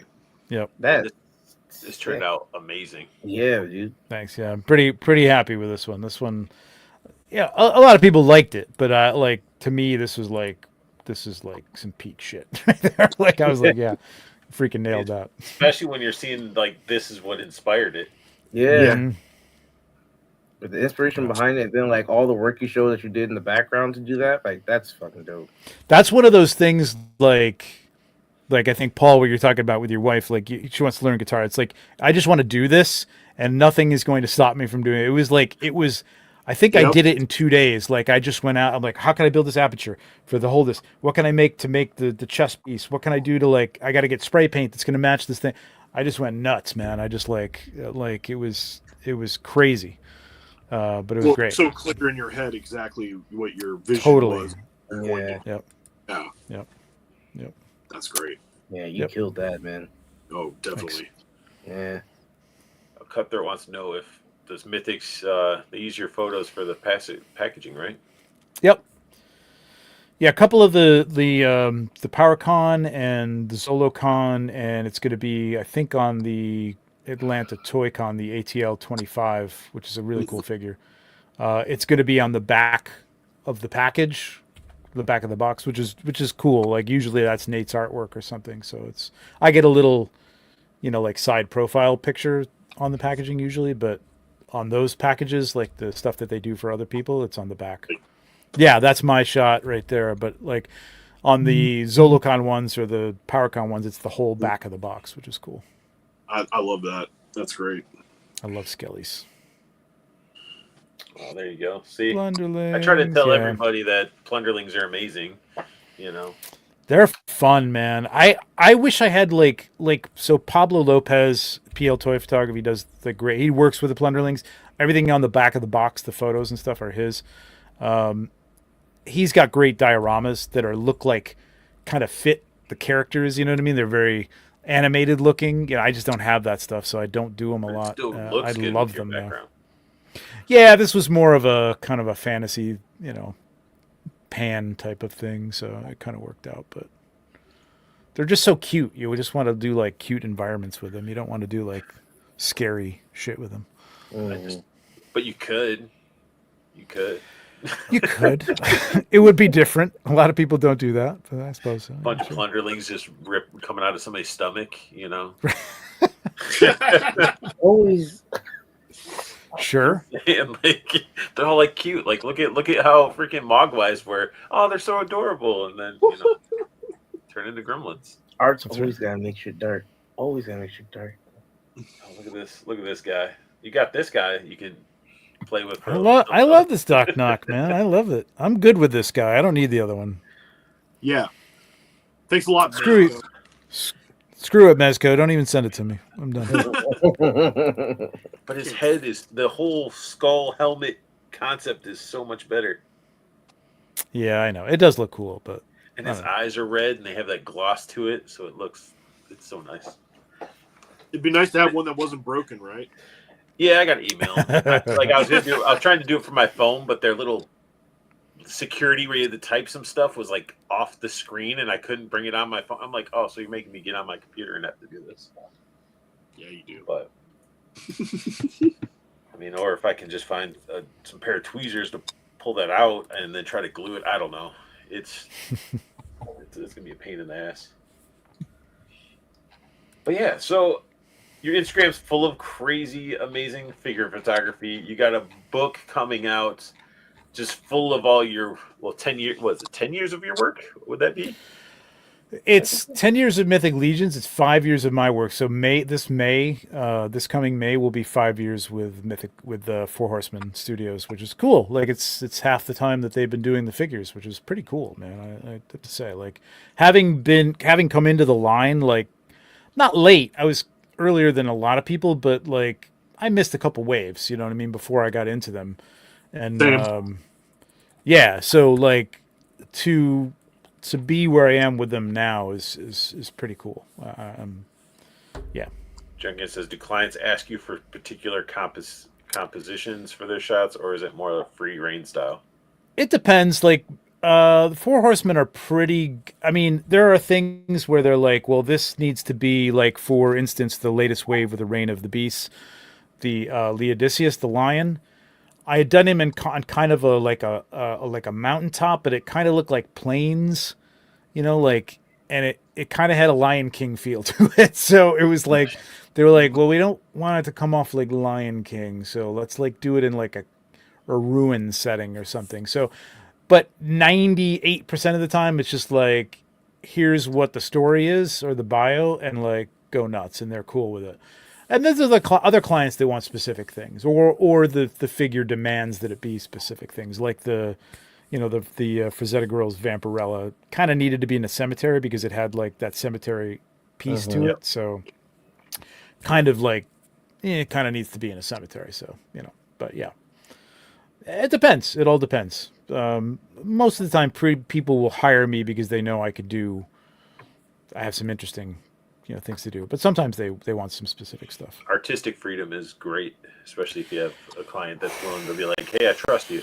And then it's like, we beat our own self up when we're like, all right, let me do all these different ideas, let me show it to them. Oh, I could probably do this better. And we're our worst critiques. It's awesome because coming from the advertising world where it was a little more strict. Like you'd come up with some ideas, and then inevitably the client would water them down and get a little worried about going outside of the box or whatever, and it would just become a little boring. You know what I mean? And then it's like, okay, I mean, this is fantasy figures, man. Like it's fun. It's fun. It's work. It's pressure. There's timelines. You got to get it done. But it is ultimately it's pretty fun to do. Nice. Well, we've kept you for 2 hours and 33 minutes. And It's okay. Keep going, but we'll wind it down. Everybody, I appreciate you guys all hanging out, asking questions, and I appreciate you, Trevor, for coming on. Thanks for having me. Because Thank you so much. Book. Thank you, Trevor. guys. Been meaning for him to come on. So I was like, this works out. It's perfect. There you go. So plus now I'll have a list of anime to watch, so I'm excited about that. Yeah, too. I'll get you. Oh yeah. And then but watch it all dubbed just to make Joe upset. Shut up, Paul. Shut up. Done enough. All dubbed. There's only certain ones you can pass with dubbed. Yeah, it's like the quality of like an audiobook. Like who's reading it, who's doing the dubs. Watch Dragon Ball Z without any sort of dubbing because the Japanese voice of Goku is so damn annoying. That's fair. That's fair. So, but it's also one of those shows where I'm just like, like I didn't like it growing up because of the hours of twitching and grunting because they got their ass beat and they're like, and then finally it gets to Sensu Bean. Oh, you're fine now. I watched a whole episode of you grunting and twitching. But if you did love it, you'd have like 47 different Gokus to pick from in terms of figures to collect. Good but then Lord. I would have like every week there's another Goku. But Vegeta. You are doing that line justice, though. Yeah. But shoot, the 5K ones I heard are better though. That's nuts. It's nuts. It's crazy. Not the beast deities. Sorry, it's not Dragon Ball. Oh, that's right. Yeah. The rabbit. Yeah. Yes, the rabbit. That's the whole argument of like they're not paying for licensing, and then also they're just sort of copying somebody else's homework and tweaking it. Like, like if they're doing a better job, copy them and do a better job. I have a third party Megatron. Yeah, and it was better. It was before I really realized that like third parties and understood them completely.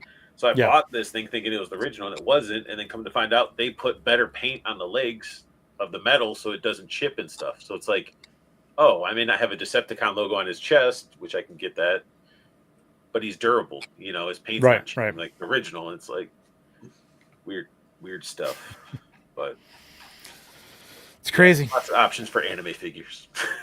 Lots of options for everybody. Oh man. But as I tell everybody, I thank you guys for tuning in. Go show love to Trevor's Instagram and also his YouTubes. And if you guys pick this book up, make sure you guys hit up some conventions where Trevor would be at, the Horseman, Nate. You can have them sign this book. You can get some autographs going. It's a hardcover. Yeah. Nice to travel around with it.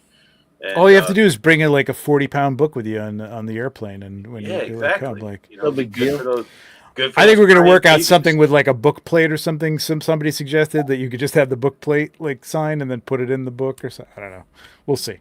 But if you want to bring your book, It'll be great. You're going to need it for the flight anyway. There's going to be a crying baby on there. You need something to smack it to shut it up. So, Whoa, hey. And they'll add more character to the book, That's right. Somebody be sitting at your coffee table and be like, what is this? Well, there's a story behind this dent in this book, and why I never will fly Delta again. No. Wow. And that's why I can't go on Delta. And Junkian said, hey, that's my idea for your book signing. There you go. There you go. That'd be cool. Definitely. Well, he does that every year, Junkian. Mm-hmm. He does. So if I get that book, I'll see you at Legions. All right. Cool, man. If you are getting the book. There ain't no when. When, Joe? There you go. When. There. But you guys can find Joe. He's on the YouTubes. He's on the Instagrams. On the gram. Go follow Joe. Show him some love. He put up a good toy show store video the other day, which is awesome. Appreciate it.